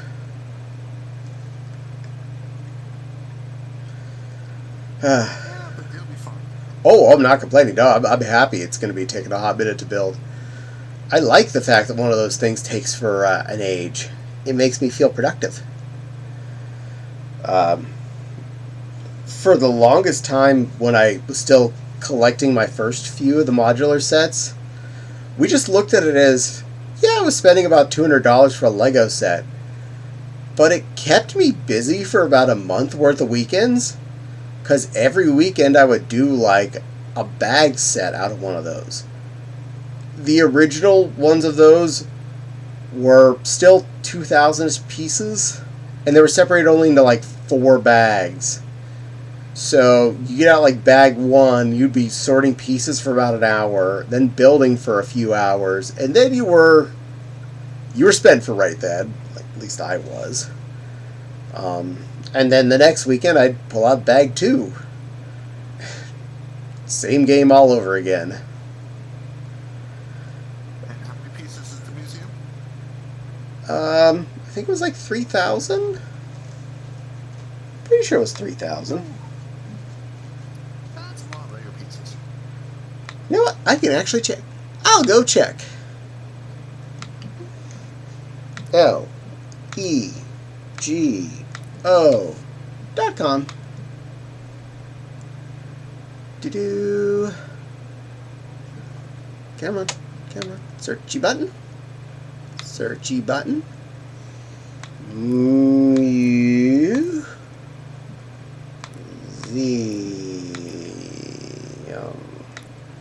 spell that right? No, but they autocorrected for me. Thank you, autocorrect.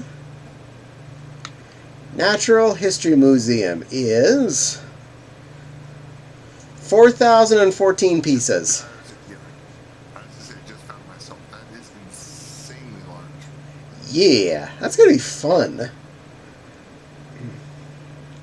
Honestly, these modular sets are really, really well constructed, and they are actually pleasant to put together. It may look like extreme chaos with all those floors, because if you're looking at Lego's website, you can see the picture of the taking away the second floor and what it looks like inside, and the fact there's roof and a little office in the roof. That's pretty cool. Most of them are 3 floors. This one being one of the ones with a taller first floor is only 2 floors. I'm okay with that. That's not a complaint again, because it means a more detailed first floor.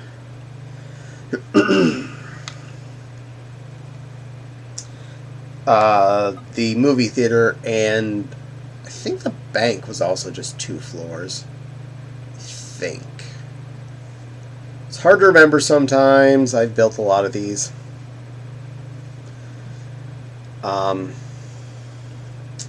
But the more modern ones, more recent years, instead of just being 4 bag sets, they've actually been way more diced out into smaller bags. I think the last one being just a smaller one, like a 2,500 piece one. It was in like 15 or 20 bag sets. It was just so diced out. You pull out the first bag and it was barely just covering the surface with Lego bricks of the square base.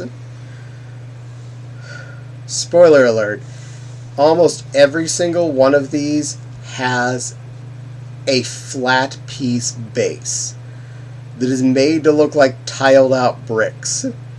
So your first 45 minutes of putting this thing together are almost entirely, you put the gray square in, you put the gray square in, you put the gray square in, you put the gray square in, and you keep doing that till your eyes fall out.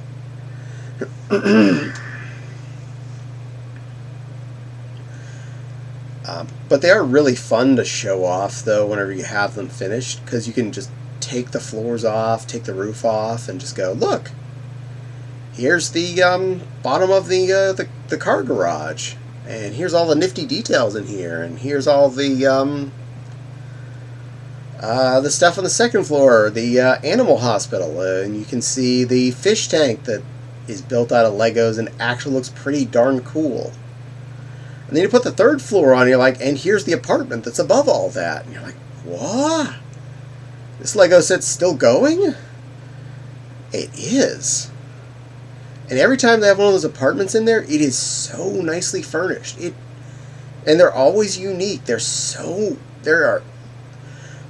are such worthwhile sets. I feel so much more joy in getting one of these as a $200 set than I do getting 4 $50 sets that are like, and that's a fire truck. Aren't you happy yet? Aren't you impressed?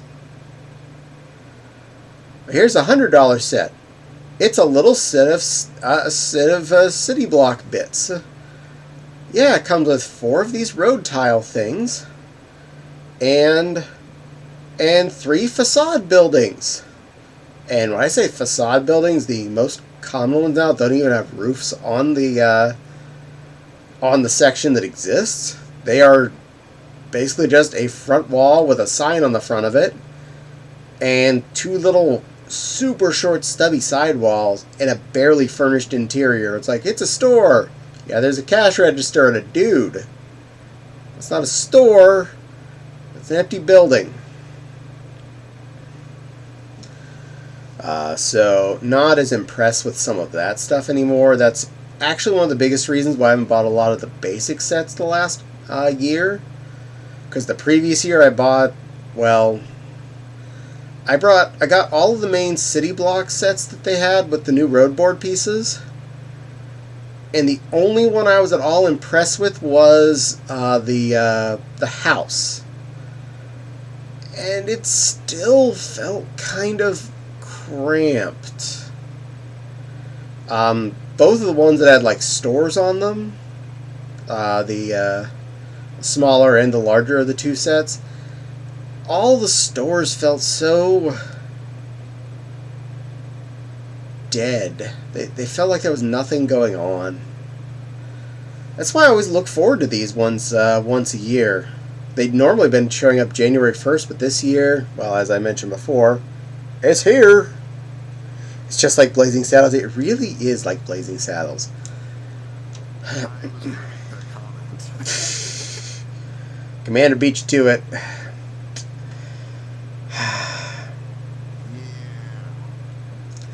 Now, older Lego sets, I never had a problem with the fact that they had an open back to them. And if you're a really fastidious Legoer, you could easily, save up some extra pieces from sets you didn't care as much about to make, say, a back wall for them. And that's cool. I have no problem with those because they felt more like they were what they were intending to be. My 1980s Shell gas station, it's not got a lot inside of the little serviceman section where his cash register is, but there are a few things in there. It has a roof over the entire cash register building. There's a few items for sale, like cans of oil and stuff like that, so it feels like he's got something going on. And the little car repair bay next to him has a roof over it. The gas pump area, which is a full-size road board, one of the ones that had the split road and there was a little building in the middle of it, it even had the full gas station roof over that entire area, so you can have 2 lanes of people getting gas and feeling kind of nice.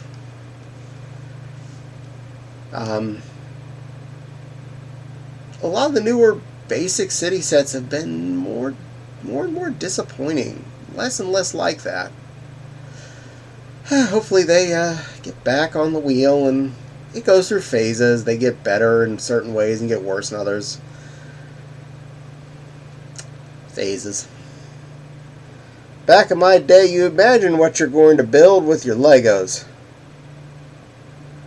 Yeah, I know. Some of you kids grew up before they included instruction manuals, and or you had some of the really old sets that were silly. I remember getting the little sale bills with Lego sets showing me some of the old stuff that was still available.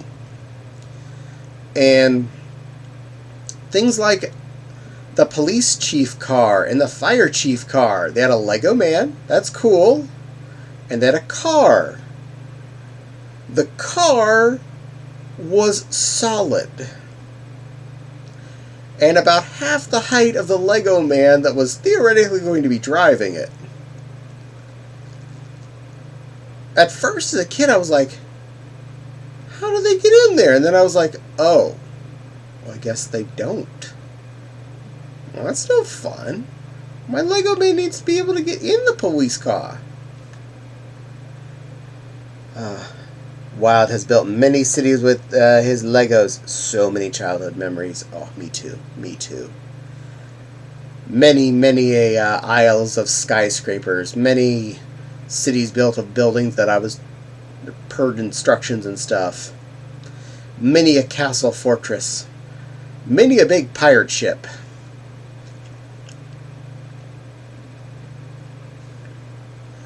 I actually got annoyed that my pirate ship was only so big.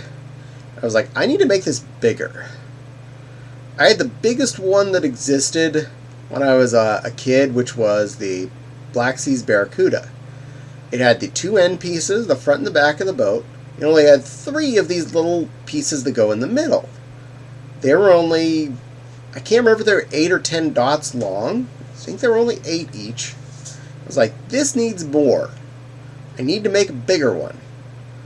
So I took some flat black pieces, and then some slanty black pieces, and I made 2 more added sectionals to stick in the middle so I can make my pirate ship 2 more chunks longer.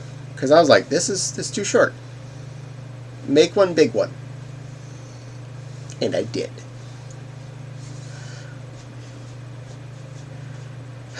So many memories, so many buildings, so many constructs.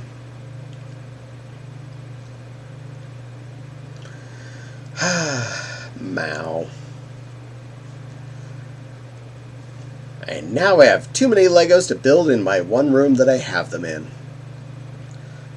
Because I own a lot of Legos. Speaking of which, I will have to take down a few more buildings so that I have space to put up the new building I just purchased, because there'd be no space for that on the Lego table right now. I think I know which buildings are going down, but it still always hurts when it comes to, and you had to take apart something.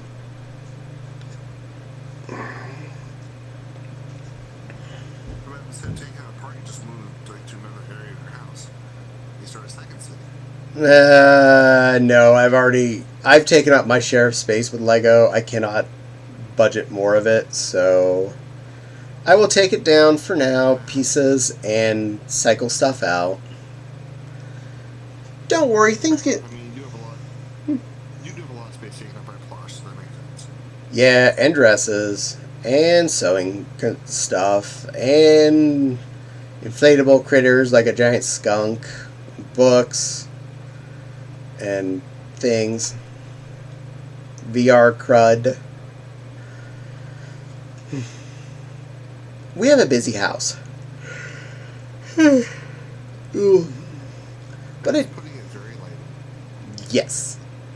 I do cycle buildings out now and again. I will take down a few things, then build a few other things.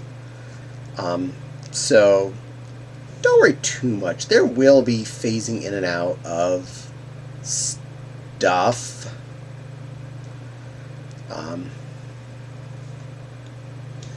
Because half the fun of Legos is getting to build it again. And I got a lot of stuff I can build it again.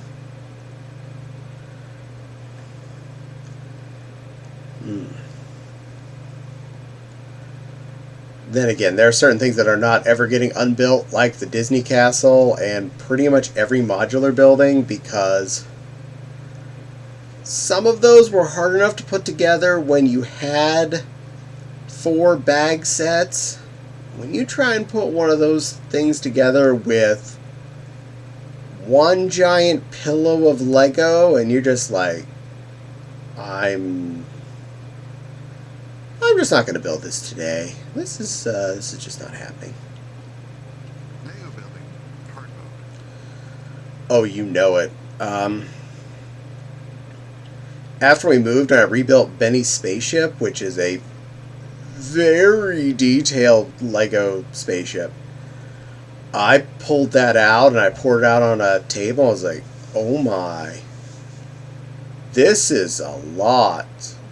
This is a lot of piece.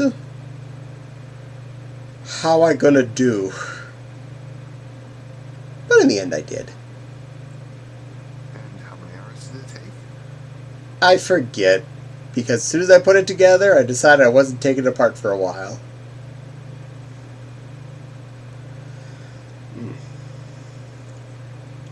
Part of me wants to put together some of my airplanes.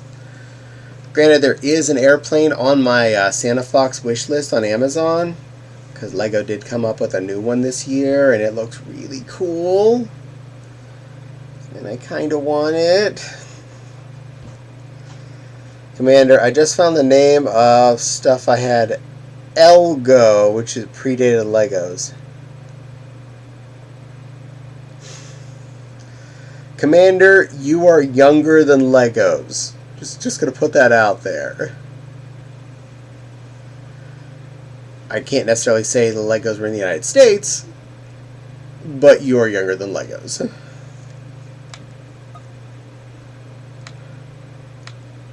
Googlies, come to me. Keyboard. Delete. When were Lego created? Thank you, Googlies. August 10th, 1932. So, Commander, unless you're 91, you're officially younger than Legos.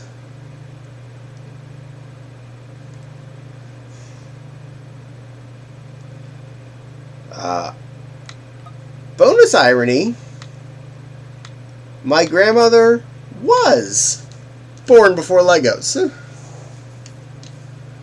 She'd be dead now, but she was born before Legos because she was born in the teens, I believe, the late teens.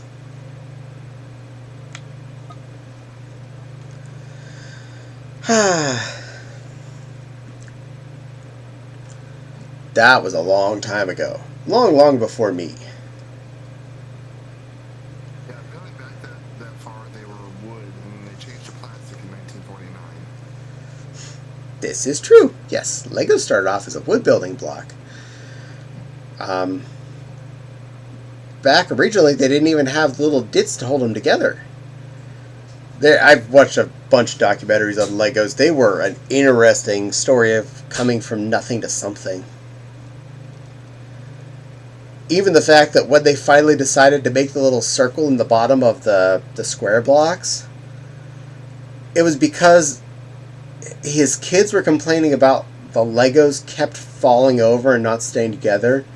And he just had a Lego on his desk, and he had a pencil in his hand. And he was just tapping the pencil, and he poked the pencil eraser in between the dots on the Lego brick, and the pencil picked up, and so did the Lego. And that's when he invented the, circular tubes in the bottom of the Lego bricks. All by accident.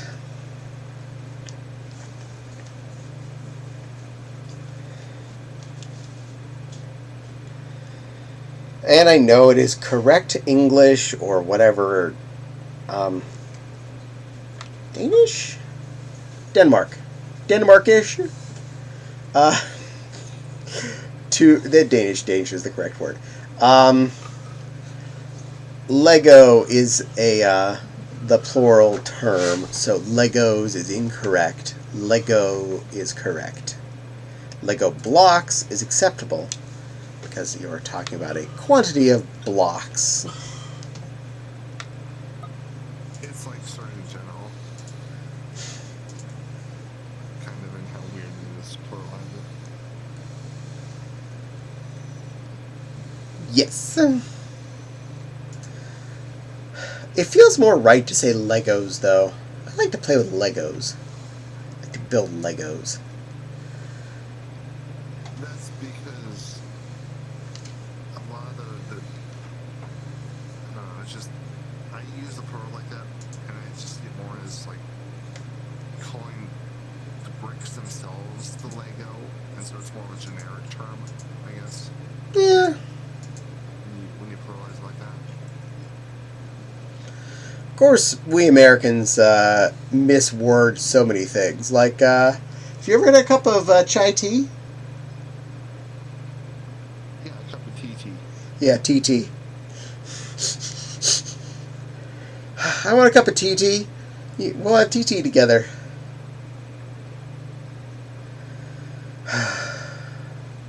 We're a messed up country. But, in all fairness, language is language, and things adapt to how people say them. Kind of like literally now officially means figuratively in the dictionary because of how many times it gets used as figuratively. I mean, I literally walked 100 miles today. No, you dumb butt. You only walked like 6. Yes, your feet hurt. No, you didn't walk 100 miles. You just normally sit at a desk all day, and 6 miles hurt. Because of course it did. It wasn't just you walking 6 miles. You also stood in line for 2 hours to get your badge. Which, by the way, I have a gripe to throw up at MFF as of today. I'm mad about an email they sent us. Bless you. They sent an email saying they said this. Check in faster at Midwest Fur Fest. Here, we'll send you this email. Print this up and use this barcode to check in faster. It's fixed now, but when they sent it, the barcode was a broken image link. From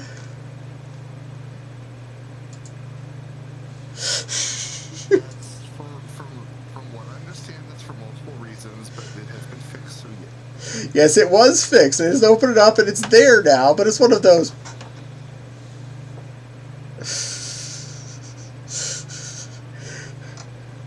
It's like Not my department, but frustrating. it's one of those things like, did something happen wrong to mine? Did Yahoo Mail mess it up? Is that the problem? Until like I let it sit there, and I can't blame my ad blocker because Yahoo Mail doesn't let you have the ad blocker on anymore. It is evil like that. It makes me mad. And this is why I use Gmail. I use both, honestly. And yes, Emmy, you can come back. I use Gmail for a lot of things, but my Yahoo account is my same account since the 90s, the early 90s. So, Okay, that's fair. like, everything and everyone knows that address, and I don't want to change that for the fact that it's like, I've been Ray_Lucky at yahoo.com since the early 90s, and that's not a hidden address or anything. It's posted all over the place. But sure, I'm also CadPigJr at gmail.com. Sadly, I am no longer CadPigJr at cadpigjr.org because the person who was hosting my my domain decided they didn't want to do it anymore, so that went away. Like, yeah, you can buy... Oh, well, we're never going to take it down. Never going to take it down. Yeah, put it there. You'll put your domain under mine. It'll be fine. Well, yeah, you can keep your domain, but I'm getting rid of this one, so you'll have to pay for all of these and the registration and stuff to be able to keep using it. Like, no, I'm not, no. I would have paid for my domain. Welcome back, little hob deer.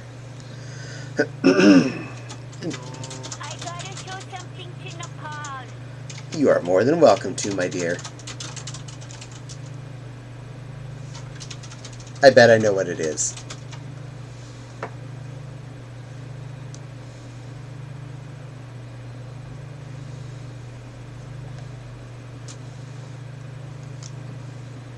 Also, that reminds me. While you're working on that...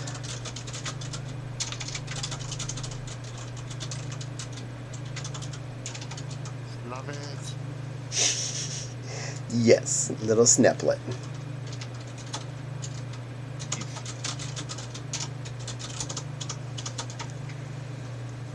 Okay, so he is still... My little nosy off. Aw, poor thing. That's not good. He's still on, listed as streaming, but he doesn't seem to be. So, I will bother him later.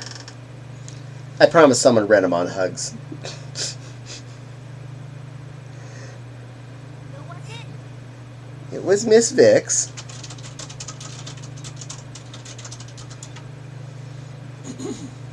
Vix is obsessed with Renamon, so... I mean...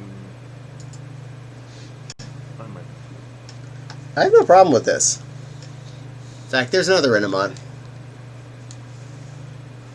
I just cloned it. Yay! That's fine. This is a free one anyway, so that's fine. It is a good one. And I'm adding it to my army. I think this is my favorite as far as straight up Renamons go that I've found so far. I like how the neck fluff went, and in general the shape. That one's a really cute one too. So also has some cute outfits, and it's definitely a benefit in my book. And there's a tiny one over there.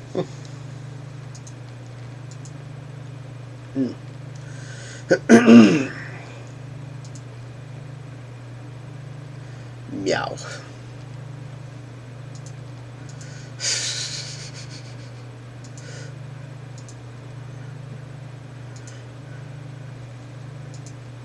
Hi, Grogu. The child.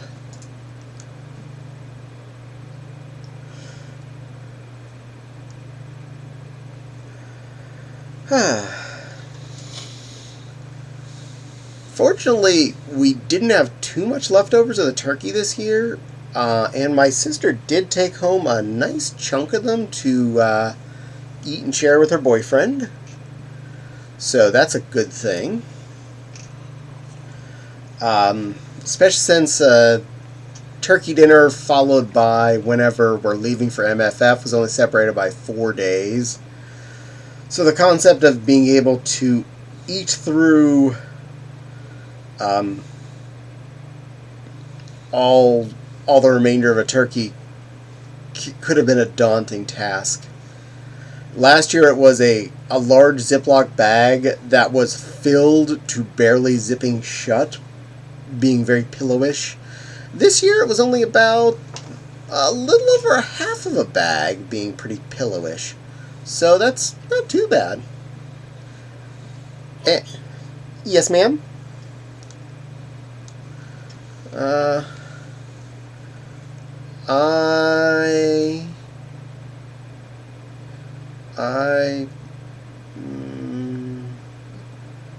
H-E-A-R-T.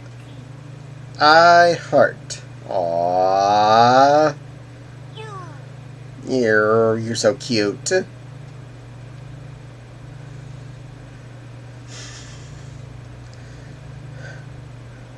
This stream is brought to you by Renner, Rena, and Small Deer.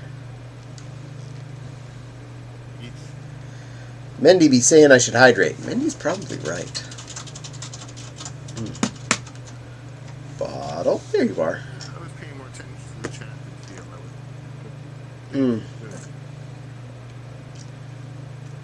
than Water's good for me. That was one of the things we tasked Wild with bringing to our hotel room because we were running out of space and we knew it. And Wild's driving by themselves this year, so plenty of place in that Kia Pet for one case of Wawas, hopefully. We're bringing most of the snack food, so we're doing our share. when I leave on Wednesday, I'm going to stop at the store and get both snack foods and like Gatorade and such. Smart. Bought a few Diet Cherry Pepsis for kind of emergency flavor tape. Oh, Caddie, I gotta go EB Hobo Dogo. Alright, well, you go get some sleep there, little Emmers. Get some rest, and we'll see you again later. You're a good girl. Bye. I picked up all of our snack foods over the last few weeks here. Last thing being the Diet Cherry Pepsis. Because I know I can get really cranky if I don't have soda every so often. And I didn't want to pay like $3 for hotel vending machine prices if I can avoid it.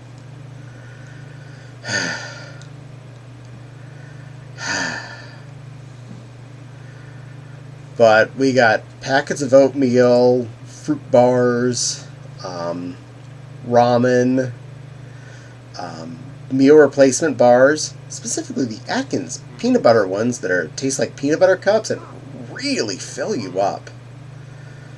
Thank you for my offer to get fruit bars. Thank you for Smart. They are really useful. Little packets of granola. Walmart does sell those in like an 8-pack of the multiple different kinds of their trail mixes. So easy for a pocket or con bag. Sam's Club had 15 packs of single slices of flat beef jerkies. So I got 2 of those because that's such a good emergency carry food. I've got a good beef jerky I'm going to actually bring home from work tomorrow. Good girl. I love carrying jerky with me at cons. It is such a strange lifesaver that I think people like overrate so much. Like, oh man, it's just beef jerky, you know.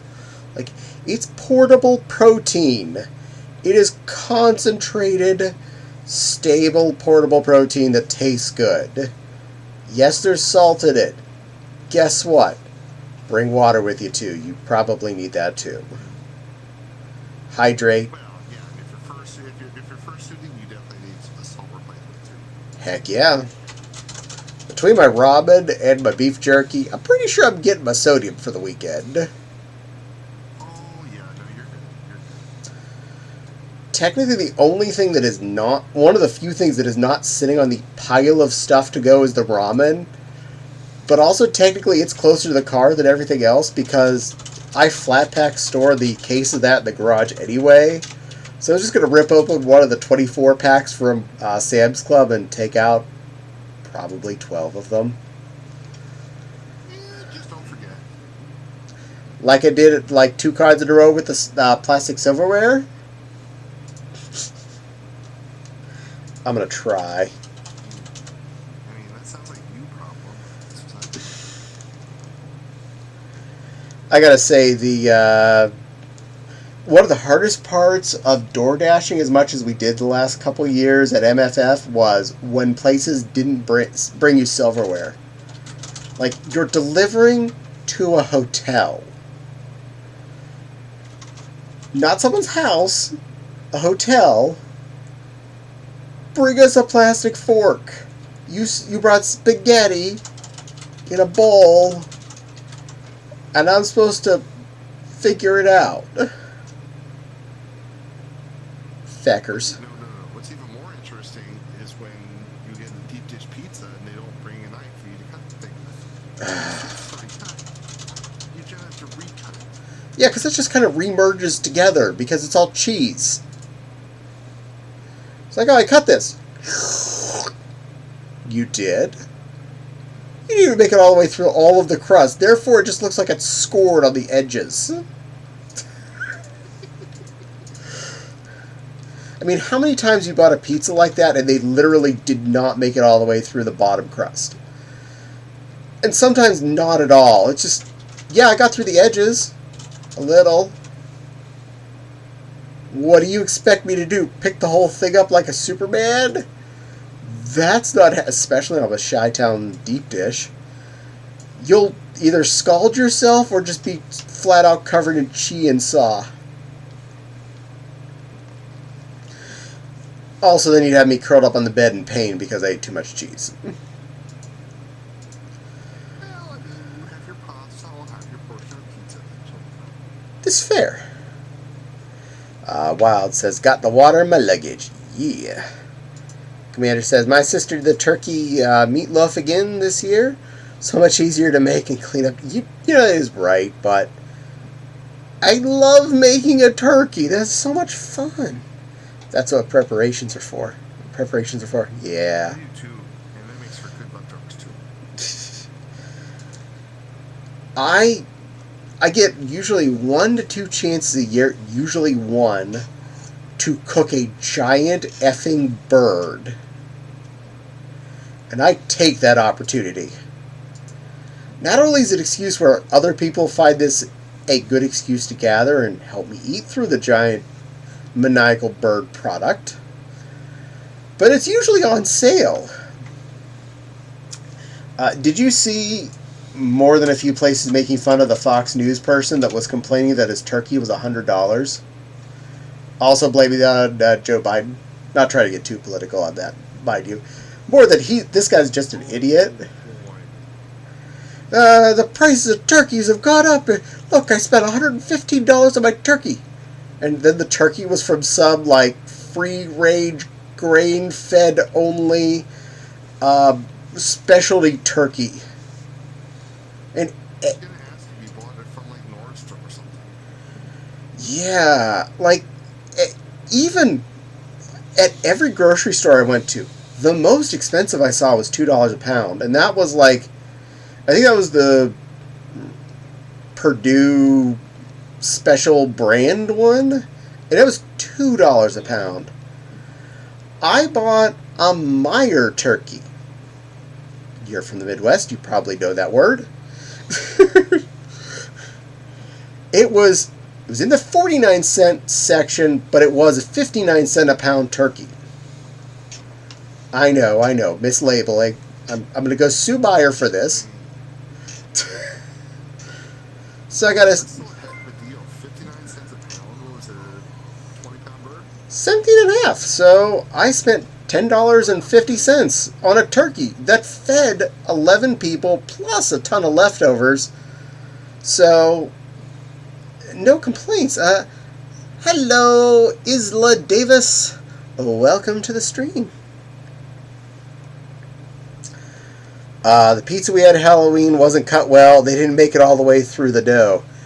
I didn't even try to eat that because P. John's on a good day doesn't hit me well. P. John's on having stood around in fursuit and been exhausted and eating candy, I would have been so effing sick. It would have been a painful mess.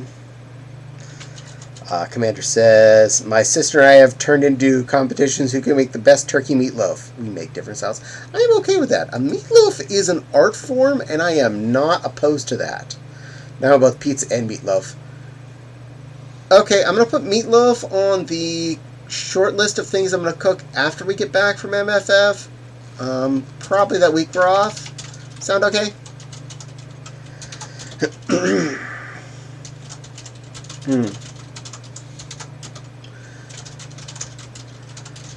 Really, though, I mean, $10.50 for 17 and a half pounds of bird. That's a crazy deal. And to be honest, it's not the cheapest turkey I've ever bought. But I honestly don't think it was more expensive than last year's or the year before. I think they were both around the 49 or 59 cent a pound turkey, depending. I think they judge by the size range of the turkey, what price they went with. Like the really small ones, I think they were charging more because they were more in demand for the tiny turkeys, and the Jimunga bird was the 49 cent a pound one or whatnot, which I'm fine with. You know, I did not want to have to deal with a 25-pound turkey. I apologize to the entire world, but if I still have leftovers coming up on maybe end of Wednesday from the turkey I did buy, I bought the right size. Cheapest turkey was the first one I cooked, which I've told this story a couple of times. We were happened to be in the Giant near us in Carlisle, and it was literally 50. It was under $1. I think it was 50-some cents for a turkey. I don't even remember how big it was, but it was pennies per pound, and I was just like, even if I screw this up, I'm out less than $1. I'm pretty sure we can make a turkey happen.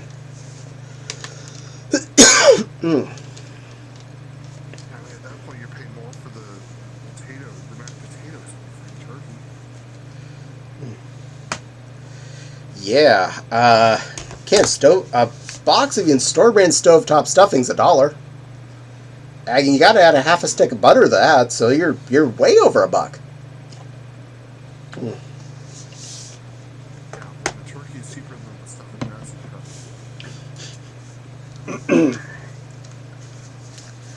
But hey, it's a good time of year to do that kind of stuff. More than a few times, I didn't even remember Easter was coming up, and I bought a ham because I saw them on sale at, like, again, almost nothing. I'm like, this is $5? We're having ham this week.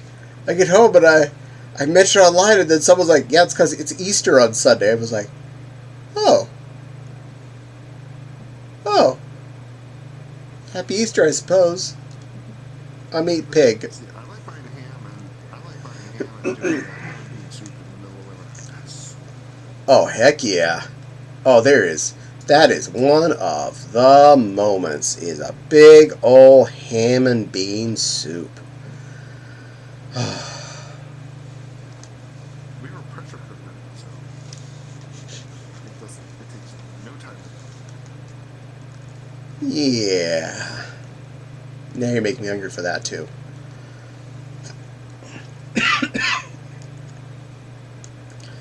Too many good things to eat, not enough time. Meatloaf pizza. This sounds interesting, but I'd try it. You know, I'm not opposed to the idea of putting meatloaf on a pizza. We put everything else on a pizza. Just chomp off meatloaf into little chunks. Put on the pie. Ooh, the meatloaf could be actual meatballs. Oh, now you're thinking fourth dimensionally. And you and Commander agreed there. You're going to pay more for the mashed potatoes than the turkey if I'm there, no matter what. Oh. You know, the sad thing is, neither of us in this house like mashed potatoes. There's something better. Yeah, I'm a big stuffing fan since forever. Fopsy actually came up with another mash recipe that we started doing, and we didn't do this year, but we do often, and it was mashed carrots. Just adding a little butter, salt, and pepper to mashed up carrots, and it's a delicious mashed product. And while we were... You're actually... Go ahead. Go ahead. I was going to say you're most of the way to a Dutch dish. Well, that's what I was kind of heading towards. Is I found out when we were at dinner this weekend, one of our friends is German, from Germany, and he was like, yeah, first time I had the baked sweet potato casserole, I tasted it, it just tasted like, well, candy. And to me, looking at it, it looked like a very common dish from back home, which was mashed carrots. And I was like, wait, that's actually a thing? I thought we just did that because it was a good idea. Someone invented it before us? Damn. Yeah, although the Dutch version has potatoes in it, it's called hutspot. Oh. I can see adding them in there as kind of a change up to the process, but I know the two of us would just prefer the carrots. So sometimes my grandmother would put in kielbasa sausages. Kielbasa makes everything better. We have 4 knots of it in our freezer right now. It's because Fopsy likes to make kielbasa, a barbecue kielbasa thing in the crock pot, and it's really tasty. Ask her for the recipe later. I'm sure she'll share. Bet meatloaf would be great in Fopsy's diced potatoes recipe. I bet it would. And yes, mashed carrots are amazing. I totally agree there, Fops. I almost regretted not doing that this year. But the amount of food we had at Thanksgiving, I don't think it was needed. And we already had 2 carrot dishes on the buffet, so yes, they were actually different. I don't think you were upstairs whenever it got announced. I don't remember which was which. I just had one of them. Oh, we were totally non-typical furries. We had multiple vegetables at our Thanksgiving dinner. We had carrots and Brussels sprouts and green bean casserole. Oh, I love Brussels sprouts. Oh, such good little cabbage lumps. I have yet to meet a Brussels sprout actually. You do realize I now have your address. Those kielbasa's may not be there when you get back from MFF. Well, they're not that expensive. I think they were like just Hillshire Farm ones. If you want kielbasa, Commander, I'll just get you some. I don't mind. Those are good. They're not bad. They cover the need. It's not like some artisanal masterpiece kielbasa, but it's good to turn into Fopsy's barbecue kielbasa recipe or slice up and throw on the grill. That is something I've had since I was a small lion. Back in the long ago's when we would do cookouts at Grandma and Grandpa's house for every occasion during the summer months, kielbasa was always on the menu. And how Grandpa always would do it, he'd slice into the little logs about 2.5 to 3 inches long, and then cut those in half so they turn into a flap of 2 little half logs.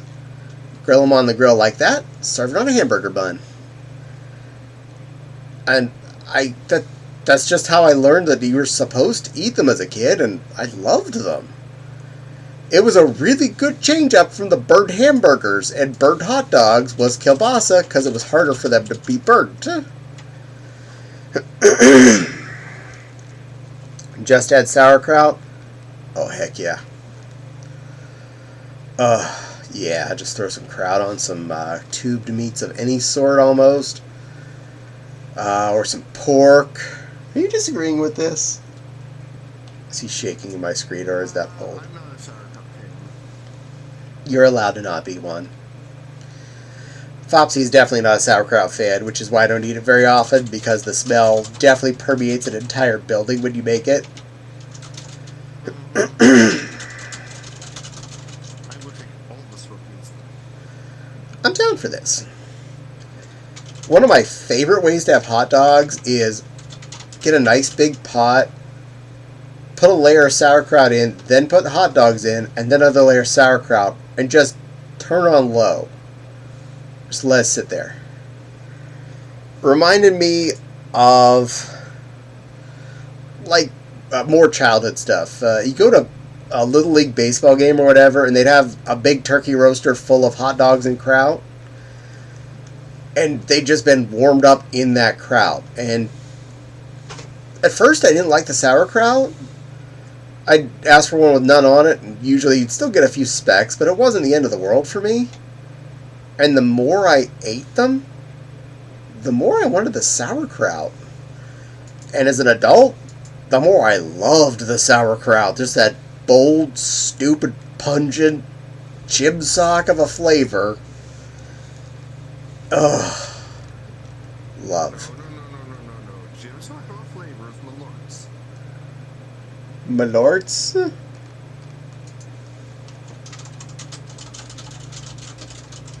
is a Swedish liqueur. Yeah. It's mostly a Chicago thing. I think it's absolutely fine. But there are a lot of people in Chicago that absolutely love it. Eh. Even the guy that created it says it's fine. Just that touch is on. Yeah. Well, there's some ingredients that smell like gym socks but make food delicious. Like fish sauce. Don't smell fish sauce and expect your food's going to taste like that. That's one of the few ingredients I specifically go to the Asian Mart for, even though they sell some at Walmart and Meijer. But I got an Asian Mart because I actually asked the cashier, okay, seriously, you have like 20 different fish sauces on this shelf. Which one's the best? And he pointed to it and said, this one. I was like, well, that's the one I'm buying. It's apparently a Vietnamese one. I can't read anything on that bottle, It smells so much like a gym sock, but anytime you use it in a food, after it's cooked, it just tastes like amazing. Yes, Fopsy, as I proceed to stink you out of the house. I love you.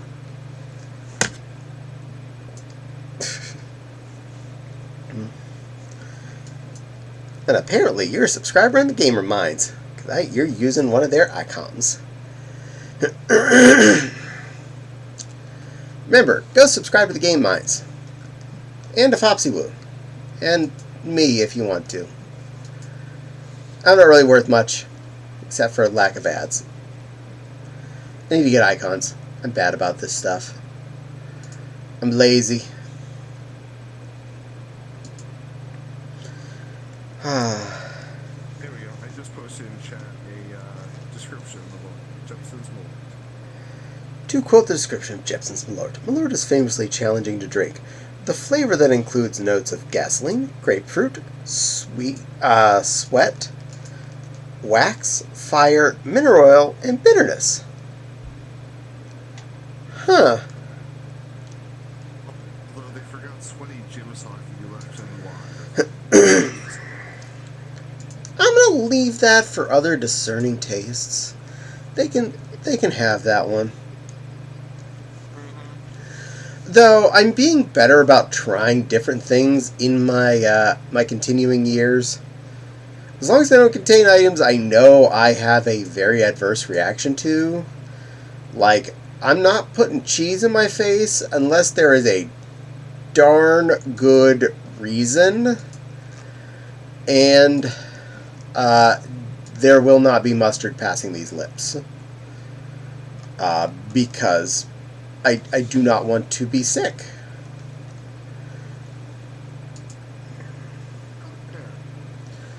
That is the hardest one to explain to people. It's a instant return policy type of food for me. Also, the best part is when I just say, okay, let's just not talk about it. Just please don't have it on the table. You know what everyone in the room always does? Sit there and talk about this thing. And then they get mad at me when I mention I pooped earlier in the day when we're eating food. Don't talk about poop when we're eating. Don't talk about poop when there's food out. I'm like, yeah, I find poop way less disgusting than I find mustard. Because mustard is just looks and smells like disgusting. Not that. That. Dink.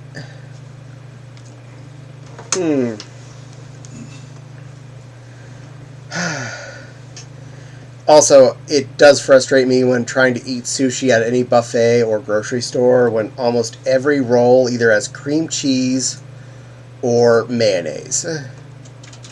Because Americans will buy some of the cream cheese on it, and if you put mayonnaise on it, it covers up the fish flavor, so they'll buy that.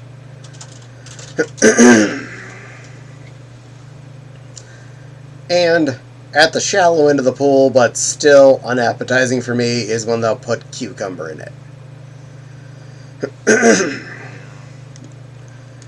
Cucumber's one of those things that I put down as the barely passable, but I'm not going to waste my money on it if I'm giving the option.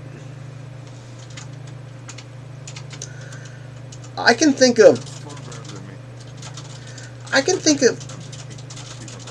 I'm really with you there. The only sushi roll, only one that I've actually enjoyed that involved cucumber, we get at our local ramen and sushi place, and it's my salmon skin roll.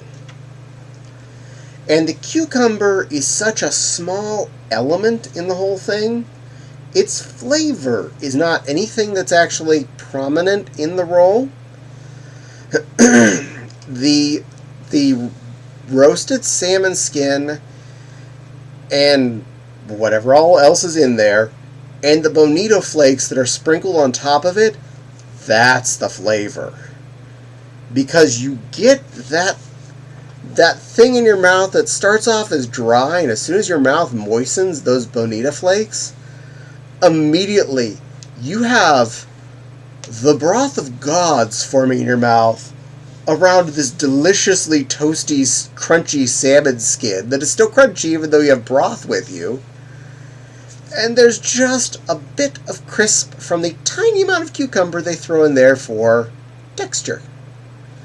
And to that I go, yeah, okay, I see what you're going with there. I feel like this was artistically chosen, not just trying to fill the gap.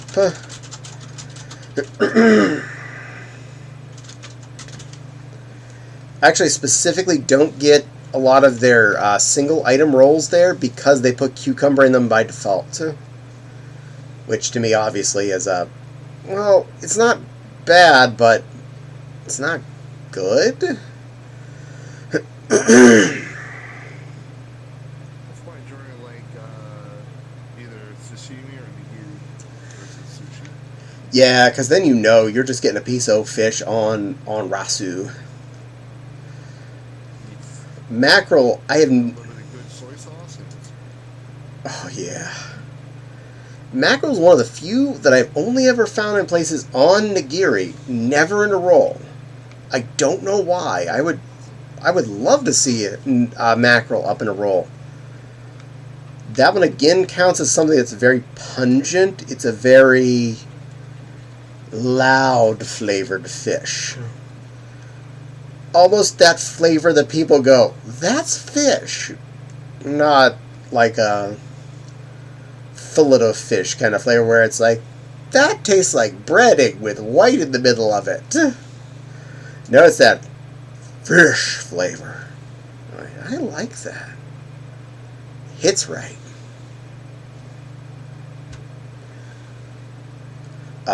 Salmon and tuna are definitely high on the list just because they have, not just because they're really coming in them everywhere, but they have their own very bold, very unique flavors. Red snapper, also usually very unique, but it's actually not one of my favies. It's not, again, that's not a bad flavor.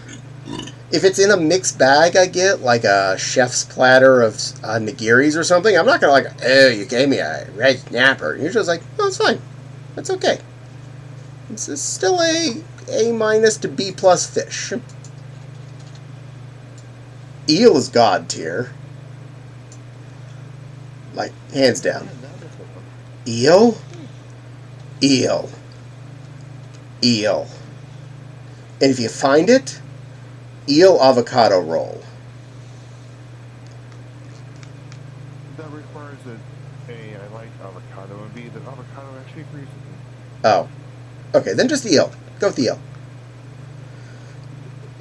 But that's one of the few rolls that I like feel the avocado actually hits an important flavor note. It works very well with the eel and the eel sauce. Eel sauce is a kind of Japanese barbecue sauce, so it makes things taste better. There's talking about swordfish steaks. Ooh, swordfish steaks. Oh, I love swordfish steaks. I haven't had one of those in a heartbeat. Swordfish, if cooked properly, like has the consistency of beef. Really does. That and shark. Those two have almost the same flavor profile. 100% recommend either if you get the chance. To anyone out there. I've never had shark before. Oh, yeah. Usually, I tend to find it in the frozen bags of fish in the grocery store. Generally, it's about the same price as the swordfish. Generally. So, keep an eye out. It cooks the same way and has almost the same flavor profile, so... Okay. If we ever find swordfish, it's usually from, like, we usually get it fresh. Oh... We don't have that good of fish places lately around here, so... Also, realistically, for how far you live from the coast... I know. It ain't fresh. I know.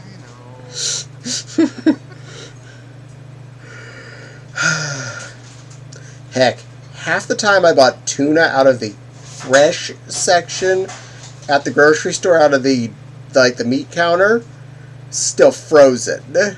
Like, I could have just bought this out of the freezer for this, like, $1 cheaper. And you're selling me in the still little vac bags. No, you're playing me here, buddy. You're playing me. There is a store a little bit north of us, about 45 minutes north of us, that they have a whole fish section, a really nice fish section, and they sell like really, really, really nice salmon. It's not cheap, but it's super good. And I could definitely see that I would bet that it's probably not being frozen. I bet that's probably just up a nice chill. The sad thing is, though, it almost has to be frozen for the transport process to get from point A to point B. So if it was just left chilled from the coast to here, it's too long, sadly. It's still good. I'm not complaining. No. No. There's a major difference between quality fish sometimes and the basic tier. I'll admit, almost every other Sunday we'd been buying either steak or salmon fillet. And yeah, I spent maybe $20 on a salmon fillet that's the length of the sheet pan. I know I'm not buying, grade A, ultra, sockeye, wabu salmon. I'm buying, it's a piece of farm-raised salmon out of a hoo-ha lake from somewhere up in Michigan or wherever they happen to have space. I don't care. No, it's not I'm not eating Wagyu, but I still get salmon. It ends up good enough. And when you're trying to eat on a budget on a week-to-week basis, that $20 salmon, he's not bad. Yeah, we don't eat it often, but usually when we do, it's sockeye. Oh, jelly. I was naughty, not this weekend, but the previous weekend, and bought steak, even though it was on regular price. Fopsy's steak was like $9, and mine was like $13. But I wanted a ribeye so bad. Now, buying that ribeye for $13 was still way cheaper than eating one at a restaurant, but man, that hurts when you're used to potentially getting them on sale for well under the $10 mark for the same chunk of meat. Sad face. I'm suddenly craving sushi. Well, Wild, I don't think we're going to try and do that this coming weekend. I'm just putting that right out there. I'm not going to DoorDash sushi. I think that would be considerably a less smart move. Here's your sushi, half tipped over, covered in the wasabi lump.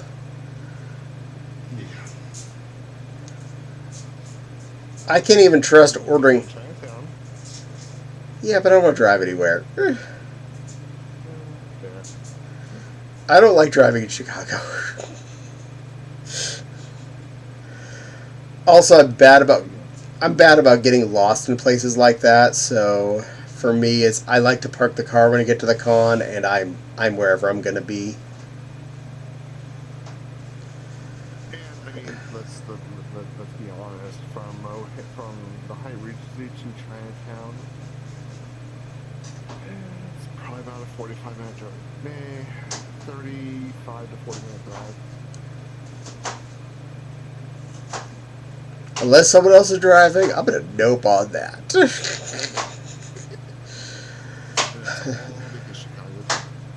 bleh. We already figured out a couple places we don't DoorDash from anymore because of bad mistakes. Subway really screwed the pooch. Our first MFF. Subway. Yeah. Yeah. Yeah. Fopsy ordered a toasted sandwich with cheese and dressing. And I ordered a BMT with no cheese, no dressing, not toasted, with just lettuce, and green peppers, and oregano, and onions. So, Fopsy's sandwich came untoasted, but all of the vegetables that I can eat, mine came toasted with the cheese on it, and the dressing, and I'm like, your ordering system is so itemized. How is this possible? Honestly, that's what I expect from Subway. Let's be honest with you. The hard part was, this was the year that we got, like, snuck in someone's room last minute, so we got there Friday night and we had to leave Sunday evening because I had to work Monday morning.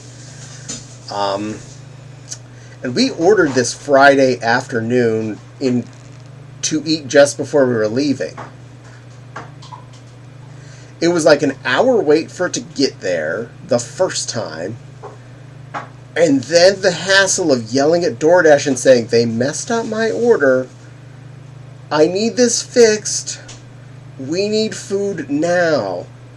Okay, we'll just credit your account. You can order again. I'm like, it took them an hour to make us a sandwich last time. So I barely got out of... Yeah, but DoorDash is going the middle guy. Yeah. And I asked, can we have the person wait and make sure the food's right before they leave? No. I'm like, even the UPS guy will stop and make sure your box is right if you ask them. Fortunately, on the second try, they got it right, and I barely got out the door on time to get home for bed. But,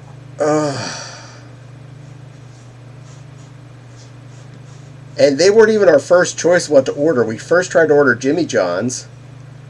The order went through, and then 20 minutes later, we were told the order was canceled because Jimmy John's had no drivers, and they don't work with other. They don't work with the regular DoorDash drivers. They only use their own. I was like, well, everything else has drivers. Can't you just hand one of them my order? No. Well, I'm not buying from you ever then, am I? That was the first time I tried to ever buy Jimmy John's. And they didn't want to sell me food, so I guess I don't eat Jimmy John's.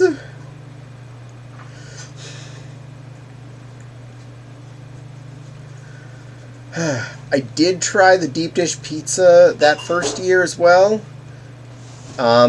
It was tasty. I should not eat that again, though. That is too much cheese. It's fancy, it's tasty. I don't regret having tried it. But I'm not doing that again. We have our plan. The oatmeal and ramen are to cover a lot of our Breck lunch zones. And looking at the prices of the DoorDash compared to eating at that buffet in the... What was that, the second floor of the hotel? It's almost the same price, and I don't have to wait for that. Like, yeah, but I might get leftovers, but what am I going to do with the leftovers? I'm in a hotel with a fridge the size of a peanut at best. And am I really going to want to eat the rest of this later? No.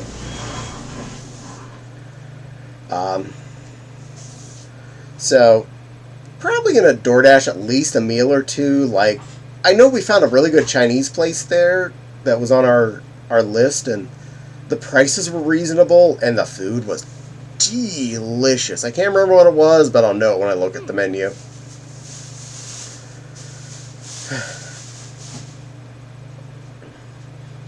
I wouldn't complain about ordering something like Popeye's Chicken again, that actually was a fairly efficient way to order food. They don't mess things up too easily. I mean, it's fried chicken. You see, that's the trick. When you order things that are just like, I ordered a bucket of fried chicken, or an order of chicken tendies, they don't accidentally put mayonnaise on that or something. Or, like, put a slice of cheese on it for some strange reason. You get your tendies, and you're good. And I don't eat the chicken sandwich there because I don't feel like dealing with asking for things not be on it, because that's a pain in the butt.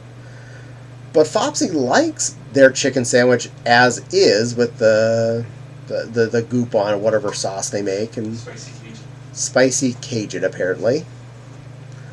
So I can see ordering that at least once. So we have a few things that are not on the no list. But trying to be mindful. Seriously, the order of 4 breakfast sandwiches, 1 coffee, and 1 donut from Dunkin' Donuts being over $60 was just insane. I could so much more easily go down to that the Star Schmucks on the first floor and get a yuppie breakfast sandwich for less than $10. Heck, for that $60 price, not only could I have gotten all 4 of our sandwiches, I could have got a Starbucks, like, Frappadappadoopadoopadcheeto, badoobadoobaldoo, with extra fluff. It's still been cheaper than that $60 order from Dunkin' Donuts. Was that with the delivery fee? I think that was with the delivery fee, but I don't think that included the tip.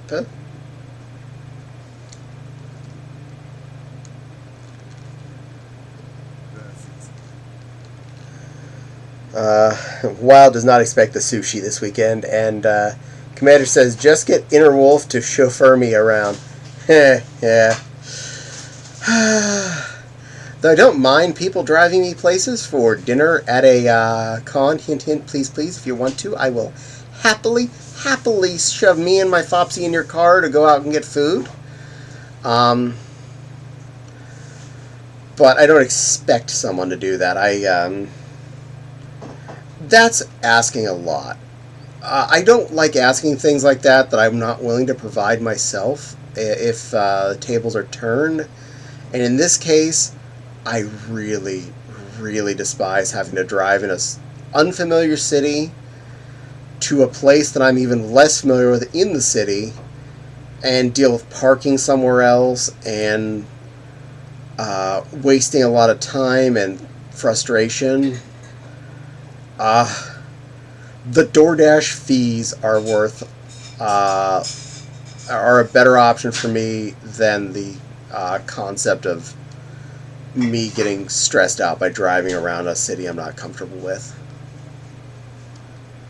Anthrop kind of never have that problem because, good gravy, just walk another half block and you're another 10 restaurants that aren't busy because all the furries are too lazy to walk slightly past August Henry's. Oh, it's past August Henry's. Oh, no, we're too exhausted. We can't make this. But the Southern Chicken place is another half block away. Nope, too far. I can see it from here. You can get a whole quarter chicken for less than $10. It's delicious. And they even have a good bar there. There used to be a pierogi place downtown Pittsburgh. This does not surprise me. It is Pittsburgh. I say used to because they closed down about 3 years ago. Aww. Pittsburgh's all about the pierogies for some reason. There's a lot of Polish and German immigrants that ended up in apparently the Pittsburgh area, and boom, pierogi just kind of hits all of them at once. They're not a me thing, but they're definitely a much of my family thing. And I may have cooked hundreds and hundreds of them at a furry event once. I can't stand them, but I know how to make them taste right. I mean, boil them, fry them in butter and onions, send them out, watch them disappear. I'm okay with this. I mean, they were just Mrs. T's, but they were like tons of T's. I think I had 6 giant frying pans on that Viking stove going with oil and onions just constantly, and I was throwing. It's like, quick, bring me another bus pan full of pierogies. Alright, throw onions in that one. Now pierogies. Okay, take this one out. Send that out to the starving furries. Bring me another bus pan of onion and pierogi, and keep going. I may never want to do that job again of cooking for upwards of 150 to 200 furries for several days in a row. But I will say one thing. I was damn good at my job. I mean, nobody went hungry, right? Absolutely not. Ever. Exactly. I knew how to budget for an event that size. I knew how to pick foods that were going to actually taste good and were going to be able to be cooked in a reasonable time/fashion. Which I know the person who replaced me did not understand that, because he was a chef and he knew better than me. Okay, that became his problem then. And now he doesn't do the cooking anymore. In way less years than I quit. The first time.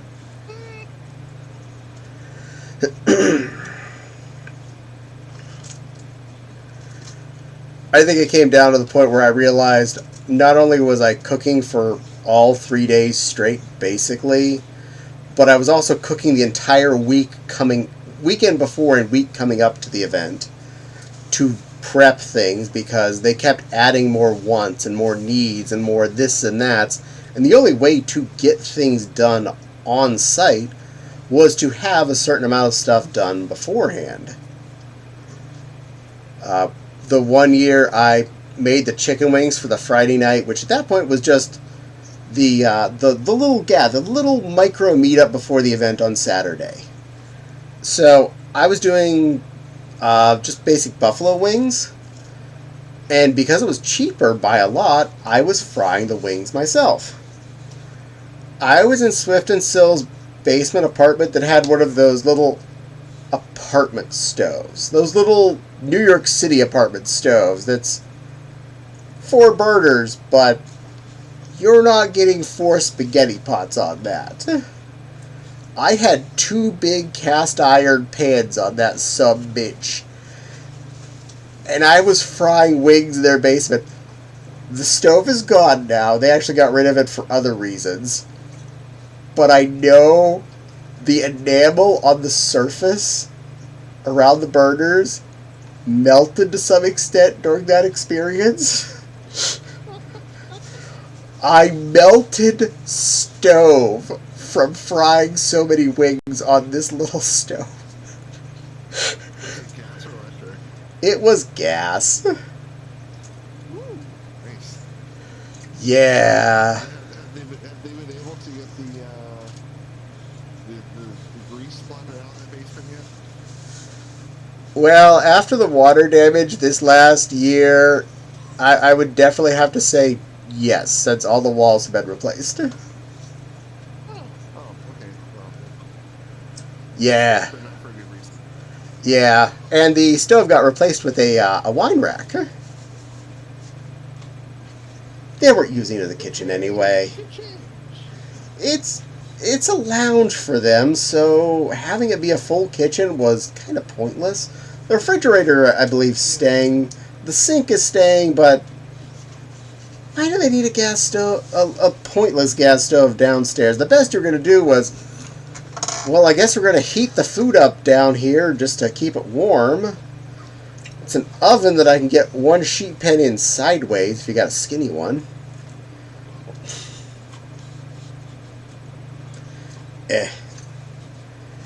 I'd say that's no real loss. I think the remodel in the end is an upgrade for that basement apartment.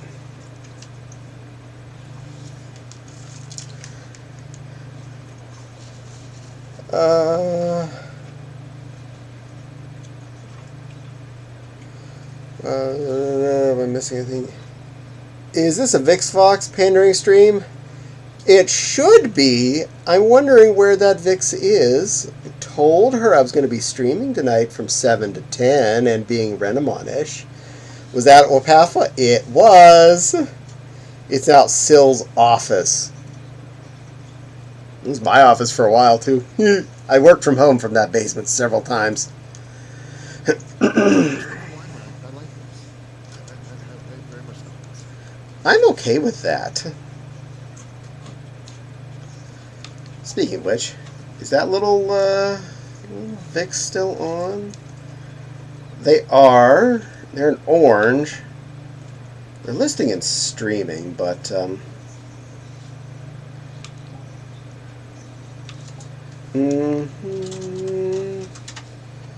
let's see.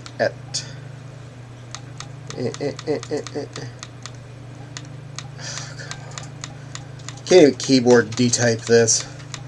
Have to manually hit delete on this on-screen keyboard. There are two Renna in here. Submit. There. I'm bribing. Huh? So that didn't take too long to type. Why, thank you. I'm getting better at the on-screen keyboard. Trying, anyway. The question is that Fox available or busy? Betting busy. But in some ways, yes, all sense. This is a teasing for Vix.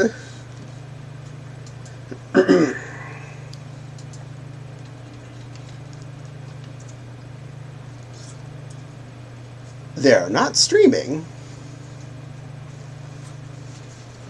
And I do know I'm probably rating to at this point. I've already eyeballed the person I think that is going to be my victim. But Vix is... Victim. Recipient of my lovely community of lovely floofs.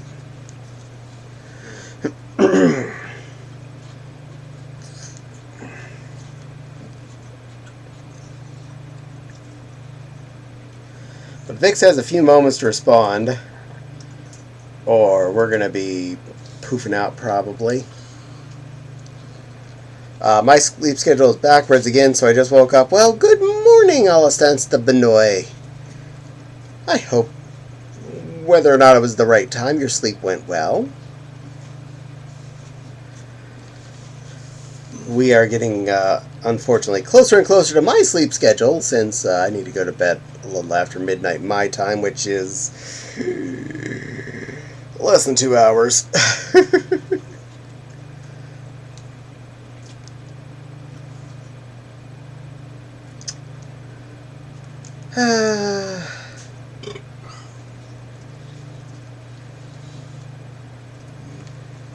Well, if Vix didn't see yet, well, I will bother Vix in a bit. I'll try and go annoy Vix directly after I get off stream. Open a new tab. I know who I'm going to probably, because I haven't bothered them directly in a while.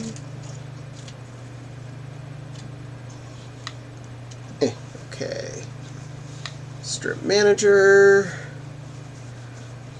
Parachute.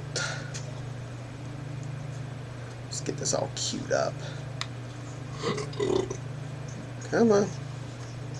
Yeah, I didn't think he'd be up there. It's almost never a person up. No, I didn't want to.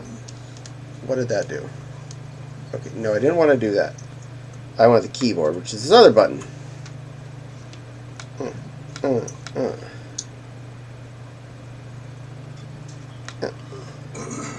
There they are. They just started streaming, so we are safe on that. He's a more evening streamer anyway, so now it would just be when he starts, so perfect timing. I'm still a little EP, so I gotta force my schedule to fix by Wednesday or else. Or else. Dun dun dun! Anywho, definitely want to thank all of you for spending some time with me, and all the other cute fluffs who spent time with us as well, including this adorable other Renamon, Nepal, who's so pretty. You're a pretty lady.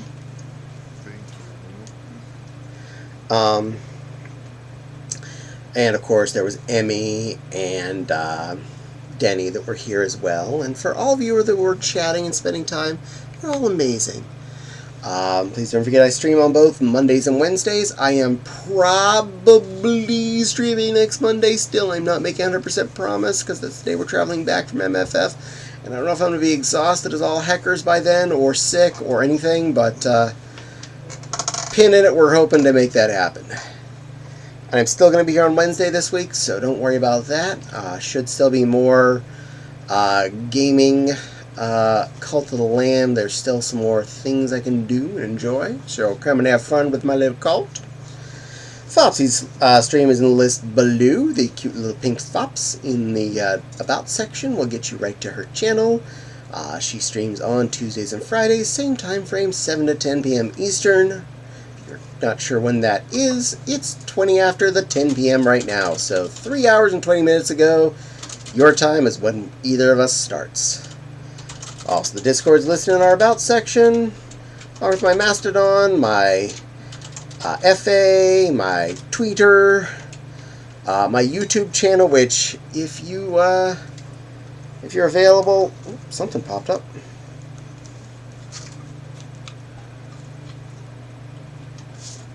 Your offer, I'm about to log out. Oh, that's okay. That's okay. That's fine. You're allowed to not come over.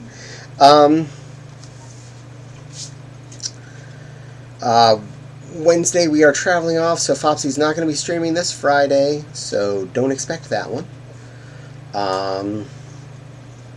But other than that, I think no other streams are going to be interrupted by our trip to MFF. Anyway, thank you all again for spending time with me. Oh yeah, my YouTube channel. If you aren't already subscribed there, which is free, unlike this, please do so. It'd help me out. I'm so close to being able to monetize. 199 more people following me there, and I'll actually get paid for the ads people see when they go on my channel.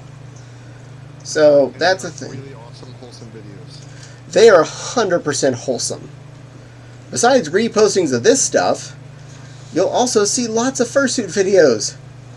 Lots of them. I have over 1,000 videos there, and I put up, at this point, usually 2 fursuit videos a week. So, that'd be fun for you, right? Anyway, I'm gonna run off and get some nom-noms before it gets too late. So I'm gonna send you all off to this sweet little red panda friend of mine. He's nice.